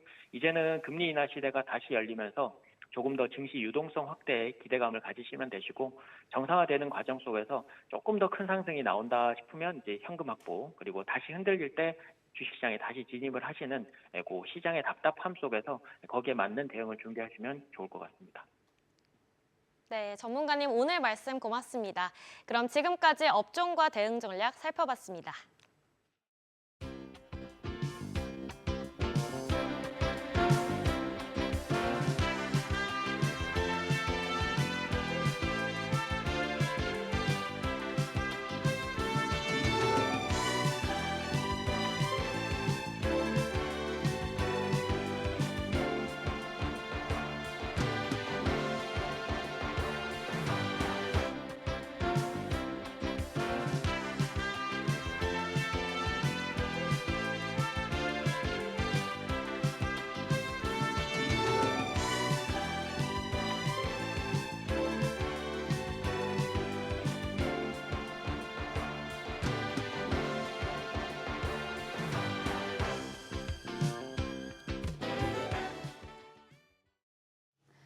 (9월) FOMC에서 연준이 50bp를 인하했고 양적 긴축 정책을 지속하겠다고 밝혔습니다. 추석 연휴 동안 휴장했던 우리 증시 지금 아직 갈피를 못 잡고 있는 상황인데 오늘 어떤 흐름 보일지 계속해서 지켜봐야겠어요. 네. 그렇습니다. 어쨌거나 이제 금리 인상은 끝나고 이제 금리 인하기에 접어든 것은 사실인데 이러한 상황 속에서 미국도 혼조세, 우리도 지금 개장 초는 굉장히 기대가 찬 모습이었는데 지금 시간이 흐를수록 코스피는 낙폭이 커지는 그런 상황입니다. 통상 우리 월요일 날 이 시간이 이제 경공매 살피는 시간인데 오늘은 FOMC 특집에 또 워낙에 연휴 끝에 우리가 시장 전략을 한번 살펴야 되기 때문에 오늘 또 저희 프로그램에서 새로운 인물 한 분 모셨습니다. 오로라 투자자문의 유창희 본부장님 도움 말씀 주시기에 나오셨습니다. 어서 오세요. 안녕하십니까. 예. 자, 이제 9월 FOMC에서 연준이 B컷을 단행했는데 네. 뭐 이제 오늘뿐만이 아니라 전반적으로 봤을 때 당분간 국내 증시에 좀 어떤 영향을 줄까요? 일단은 뭐 사실은 오늘도 지금 시장은 긍정적으로 반응하고 있다 생각 좀 하고 있어요. 긍정적으로 반응한다. 네. 비록 코스피는 하락 전환했고 네. 하지만 반도체, 그러니까 삼성전자, 하이닉스가 지수 하락을 끌어내리는 거라 생각 좀 하고 있거든요. 나머지 종목군들은 대부분 상승세를 보여주고 있고요. 그리고 이제 코스닥 같은 경우도 지금 0.8% 정도 상승세를 유지하고 있습니다. 결국엔 경기 민감한 섹터가 코스닥이 좀 많이 집중되어 있기 때문에 금리 인하에 대해서 좀 긍정적으로 해석을 하고 있는 것이 아닌가 생각 좀 하고 있고요. 다만 최근 한 3번 정도 FOMC 회의라든지 잭슨 홀 미팅 이런 것을 좀 비교해 본 그때 어떤 사례를 본다라면 FOMC 회의 이후 혹은 잭슨 홀 미팅 이후에는 증시는 미국 증시는 상승을 마감했지만 오히려 그 다음 날 혹은 그 이후에는 주가가 좀 하락세를 보여주는 경우가 많이 있었습니다. 그렇기 때문에 오늘 이제 미국 증시가 새벽에는 이제 금리 결정하고 나서 주가가 올라왔다가 거의 뭐 보합으로 마감한 상황에서 지금 시간에서는 일단은 나스닥 선물이 다시 1% 정도 상승하고 네, 있거든요. 그러네요. 그렇기 때문에 오늘 저녁에 미국 증시가 금리 인하에 대해서 좀 긍정적으로 해석을 해서 마감을 해준다라면 향후 증시의 어떤 부정적인 이슈보다는 긍정적으로 해석할 가능성이 높지만 만약에 반대로 또 과거의 사례처럼 좀 하락세로 마감한다라면 조금은 시장에는 부담이 될 수 있다 생각하고 있고요. 두 번째는 내일 이제 BOJ 회의가 있죠. 예. BOJ에서 이제 금리 인상을 이번에 하진 않겠지만 지금 시장에서는 한 빠르면 10월, 늦어도 한 11월 정도면 추가 금리 인상 가능성을 열어놓고 있고 미국은 또 이번에 점도표를 본다라면 연말까지 해서 추가 0.5bp 정도, 0.5% 정도 금리 인하를 예상하고 있기 때문에 여기에 따른 이제 엔화가 좀 변동성이 좀 커질 수도 있다 생각 좀 하고 있어요. 그러면 오늘은 어찌되었든 미국이 처음에는 B컷을 했지만 앞으로는 B컷을 안 할 가능성이 높다라는 인식이 확산되면서 달러 약세가 조금은 제한적인 흐름을 보여주면서 엔화 같은 경우도 어저께 새벽 같은 경우 미국이 금리를 결정했을 때는 순식간에 140달러까지 내려왔다가 다시 지금 143엔까지 좀 올라와 있는 상황인데 그러다 보니까 이제 원화도 다행스럽게 1330원 전후에서의 어떤 움직임이 나오고 있습니다만 만약에 엔화가 좀 급격한 변동성을 보여준다면 원화도 약간 변동성을 띌 수 있고 이것은 또 증시에는 약간의 부담적인 부담을 줄 수 있는 요소가 될 수 있기 때문에 이런 것들을 종합적으로 확인하고 나서 좀 시장을 좀 바라봐야 되는데 저는 개인적으로는 오늘 시장 흐름을 좀 본다라면 일단 조금 더 긍정적인 분위기 쪽으로 조금 움직일 가능성을 염두에 놓고 있는 것이 아닌가 판단하고 있습니다. 지금 우리 유 본부장님 네. 지금 소속 기관이 이제 오로라 투자자문인데 네. 제가 알기로는 업력이 한 4년, 5년 회사 설립한 지가 네, 좀 지금 그러면 고객들 그 이제 그걸로 국내만 하시는 것도 아니고 뭐 네. 미국도 들어가실 거 아니에요. 네. 우리 쪽하고 미국 쪽하고 수익률이 어떻습니까? 아무래도 뭐 해외 증시 미국 쪽이 네. 조금 더 수익이 좋은 부분들이 있는데 네. 사실은 예. 미국 쪽도 이제 최근 들어서 뭐 러셀이라든지 이런 게 예. 좋은 흐름을 보여줬던 것이지 빅테크에 집중적으로 투자를 하지 않았다라면 아무래도 국내 증시보다는 좀 좋은 결과를 보지는 못했을 가능성도 높다 생각 좀 하고 있어요. 아 그래요? 네, 그래서 국내 증시도 결국에는 어떤 섹터, 어떤 종목에 좀 투자를 하냐에 따라서 수익률은 좀 차이가 있지 않나 생각하고 있습니다. 지금 어쨌거나 지난 8월 5일을 갖다가 자꾸 우리가 이제 뭐 블랙먼데이라 해가지고 네. 80년대 블랙먼데이는 이제 완전 막 역사로 들어가 버렸는데 그때 이후로 진짜 외국인들 주구장창 팔거든요. 네. 이걸 갖다가 지금 버팀목을 하는 게 우리 개인 매수세인데 네. 그러다 보니 우리는 여전히 아직도 2,600 자체가 높아 보이는 이 좀 답답한 상황인데 지금 우리 외국인 투자자에 대한 의존도 심한 탓, 뭐 이것 때문일까요? 지금 우리 본부장님 시장에 계시면서 어떻게 보십니까? 우리 코스피의 이 뭐랄까 이 답답한 흐름 네. 그 배경은 뭐라고 할까요? 물론 그 안에서 종목 따라 이제 수익을 내시는 분 뭐 그냥 매년 내 종목 왜 이렇게 개걸음만 해 싶으시도 하겠습니다만 네. 크게 봐서 지수를 봤을 때 사실은 네. 주가 지수만 보면은 좀 답답한 모습들이 네. 계속 이어지고 있다고 생각하고 있어요. 그것은 아무래도 특정 종목에 혹은 특정 섹터에 편중돼서 매수와 매도가 좀 반복되는 패턴이 뭐 한 2010년 이후부터 계속 이어지고 있다 보니까 네. 그러한 모습이 나오고 있다 생각 좀 하고 있는데요. 제가 이제 최근 한 2년 정도 수급 흐름을 좀 정리를 좀 해봤었는데 네. 2023년도 상반기 흐름을 좀 본다라면 외국인 12조 정도 주식을 순매수했습니다. 근데 이때 당시에 보면 삼성전자를 12조를 매수했어요. 그리고 하이닉스는 1조 정도 매수를 했고요. 예. 그리고 2023년 이제 하반기죠. 하반기에는 외국인이 한 3조 원 정도 순매수를 했는데 이때도 삼성전자는 한 4조 6천억 정도 순매수를 했고요. 에코프로가 이제 2조 1천억 정도 순매수를 했습니다. 반면에 이제 포스코홀딩스 같은 경우는 한 4조에서 5조 정도 매도를 했기 때문에 순매수가 좀 적은 편이었고요. 올해 같은 경우도 보신다라면 상반기 그리고 7월 11일까지 보신다라면 26조 원 순매수를 했거든요. 그때 6월 30일 지나고 나서 뉴스를 보면 외국인이 23조 상반기에 매수했다. 역대 최대라 이런 뉴스가 나온 적이 있었는데 7월 11일까지 보면 외국인은 추가로 해서 26조까지 순매수를 했는데 삼성전자에 11조 원 정도 매수가 집중되었고요. 절반이죠. 그리고 하이닉스에 3조 7천억 정도 매수가 들어왔습니다. 그런데 작년부터 올해까지 보면 하이닉스의 순매수가 들어온 게 한 5조 조금 넘는 편이거든요. 예. 상반기까지만 예. 봤을 때. 근데 삼성전자에는 거의 거의 30조 원 가까이, 거의 27조, 8조 정도 순매수가 들어왔다는 것이죠.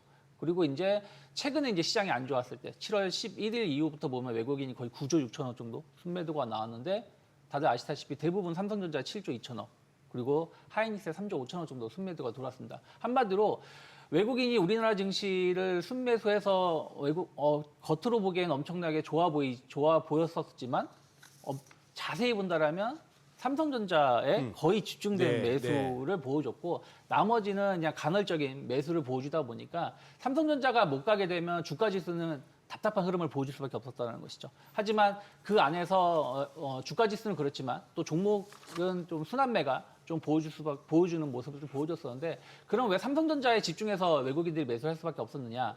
아무래도 국내에서 차지하는 경제 점유율이 좀 높다 생각하고 있고 또 하나는 조금 아쉬운 뉴스가 이제 주말에 나왔었던 게 하나 뭐냐면은 그 성심당이 그 2022년 영업이익이 150억이었고요. 2023년 영업이익이 315억이었다고 합니다. 예. 네, 영업이익률이 뭐 18%, 뭐 25%라고 했는데 뭐 이걸 뭐 단적인 이걸 하나의 예로 모든 걸 평가할 수는 없지만 성심당보다 잘한 상장사가 코스피엔 46%밖에 없다고 그러고요. 그리고 코스닥에는 단 10% 정도밖에 기업이 없다고 합니다. 한마디로 뭐 이걸 뭐 아까도 말씀드린 것처럼 1대1로 비교할 수는 없지만 성심당 어떻게 보면 빵집이라고 볼 수 있는데 대전에 그 성심당 네, 말씀하시는 예. 거죠? 빵집보다도 못하다. 그런 기업들이 많다라는 것이죠. 그러다 보니까 어쩔 수 없이 외국인들은 좀 삼성전자라든지 이런 큰 기업의 일부 기업에 집중할 수밖에 없는 것이고 또 그러다 보니까 주가 지수는 좀 제자리 걸음을 보여주는 흐름을 연출시킨 것이 아닌가 생각하고 있습니다. 지금 반도체 업종 상황 좀 여쭤볼게요. 삼성전자랑 SK하이닉스 지금 계속해서 하락세 보여주고 있습니다. 네. 뭐 아무래도 모건 스탠리 그 리포트 때문인 것 같은데 네. 삼전하고 SK하이닉스 어떻게 보세요? 저는 삼성전자 같은 경우는 조금 추가적인 주가 하락 가능성을 좀 열어놔야 된다 생각을 좀 하고 있어요. 빠른 회복은 좀 쉽지 않다 생각을 좀 하고 있는 게 어쨌든 지금 마이크론 테크놀로지 같은 경우도 지난주에 목표가가 좀 하향이 됐는데 아무래도 실적 성장이 좀 둔화될 수 있다는 우려감들이었고요. 삼성전자 같은 경우도 지금 3분기 실적이 예상치가 원래는 한 13조 원 초반 혹은 12조 원 후반이었는데 지금 10조 원대로 떨어져 있는 상황 아니겠습니까? 그러다 보니까 이제 목표가가 하향되면서 주가가 하락을 하고 있다 생각 좀 하고 있습니다. 전 그렇게 보고 있어요. 뭐 뉴스에서는 뭐 나오는 것들이 그 레거시 반도체의 가격 상승이 좀 둔화되고 있다. 왜냐하면 세트 업체들, 뭐 예를 들어서 뭐 완성 업체들이 네. 이미 재고를 많이 예. 쌓아놨었기 때문에 가격 상승이 좀 둔화되고 있다라고 얘기를 하고 있는 것인데, 저는 그것보다도 오히려 하이닉스의 독주 체제에서 삼성전자하고 마이크론이 힘을 좀 못 내고 있는 것이 아닌가 생각을 좀 하고 있어요. 그래서 그런 부분들이 좀 주가 하락을 불러일으켰다 생각하고 있고요. 모건 스탠리가 하이닉스의 목표 주가를 12만 원대로 대폭 낮췄습니다. 예. 주말에 나온 예, 리포트 예. 보고서인데 거기에 내용을 본다라면 기존에 다 알고 있던 내용이라 생각 좀 하고 있어요. 삼성전자, 마이크론 테크놀로지는 이미 HBM3E를 통과를 해가지고 이제 납품을 시작을 했고 삼성전자도 아무리 늦어도 뭐 10월에서 11월이면 통과할 가능성이 높다라는 것이죠. 그렇게 된다라면 HBM의 경쟁이 좀 세질 것이고 그러면 하이닉스의 독점적 지위가 뭐 상실될 수 있다는 우려감들 때문에 목표가를 하향했다고 하는데 저는 이것은 일부 반은 맞지만 또 반은 틀릴 수 있다 생각을 좀 하고 있는 게요. 왜 그러냐면 하이닉스의 최근에 내용 그 이야기를 기자회견이라든지 뭐 컨퍼런스 콜 내용들을 본다라면 지금 HBM 같은 경우는 레거시 반도체랑 다르다는 거죠. 레거시 반도체는 노트북이라든지 스마트폰의 수요가 둔화가 된다라면 같이 수요가 꺾일 수밖에 없는 것인데 HBM은 어떻게 보면 주문 맞춤형 반도체라는 거예요. 그러면 이제 하이닉스 같은 경우 이미 2년치의 공급 물량을 다 계약을 맺어져 있다라고 말을 했었고, 그리고 나머지 이제 추가적으로 부족한 부분들을 마이크론이나 삼성으로 공급받는다는 것이죠. 그렇다면 이러한 구조가 만약에 깨졌다? 그렇다면 모건 스탠리의 리포트가 맞는 것이지만 그런 것이 아니라 그러면 저는 오히려 하이닉스의 독점적인 지위는 계속 유지될 수 있을 가능성이 높다 생각을 좀 하고 있고요. 그리고 이번에 하이닉스가 삼성전자 3분기 실적을 추월할 가능성이 높다라고 좀 평가가 되고 있거든요. 그렇다면 오히려 여기에 대한 프리미엄이 저는 좀 주가에 반영되어 있지 않다 생각을 좀 하고 있습니다. 그래서 주가는 모건 스탠리 리포트 때문에 조금 조정을 받고 있지만 저는 3분기 실적이라든지 또 뭐 우리나라 기업뿐이 아니라 주요 빅테크 기업들의 실적이 확인되면서 만약에 AI 투자에 대해서 의지가 꺾이지 않는다면 다시 한번 주가는 재평가 받을 수 있는 기회는 충분히 있지 않을까 생각하고 있습니다. 네, 저희 오늘 반도체 얘기까지 듣고 또 다음에 모셔서 더 자세한 얘기 해보도록 하겠습니다. 오늘 말씀 감사합니다. 네, 고맙습니다. 모든 투자 판단의 책임은 투자자 여러분께 있다는 점 다시 한번 알려드립니다. 네, 시장이 만만찮네요. 세상의 모든 돈 되는 정보 재테크 노하우 머니쇼. 오늘은 여기서 인사드리겠습니다. 여러분의 모든 경제에 SBS 비즈가 함께하겠습니다. 저희는 내일 오전 8시에 다시 찾아뵙겠습니다. 고맙습니다.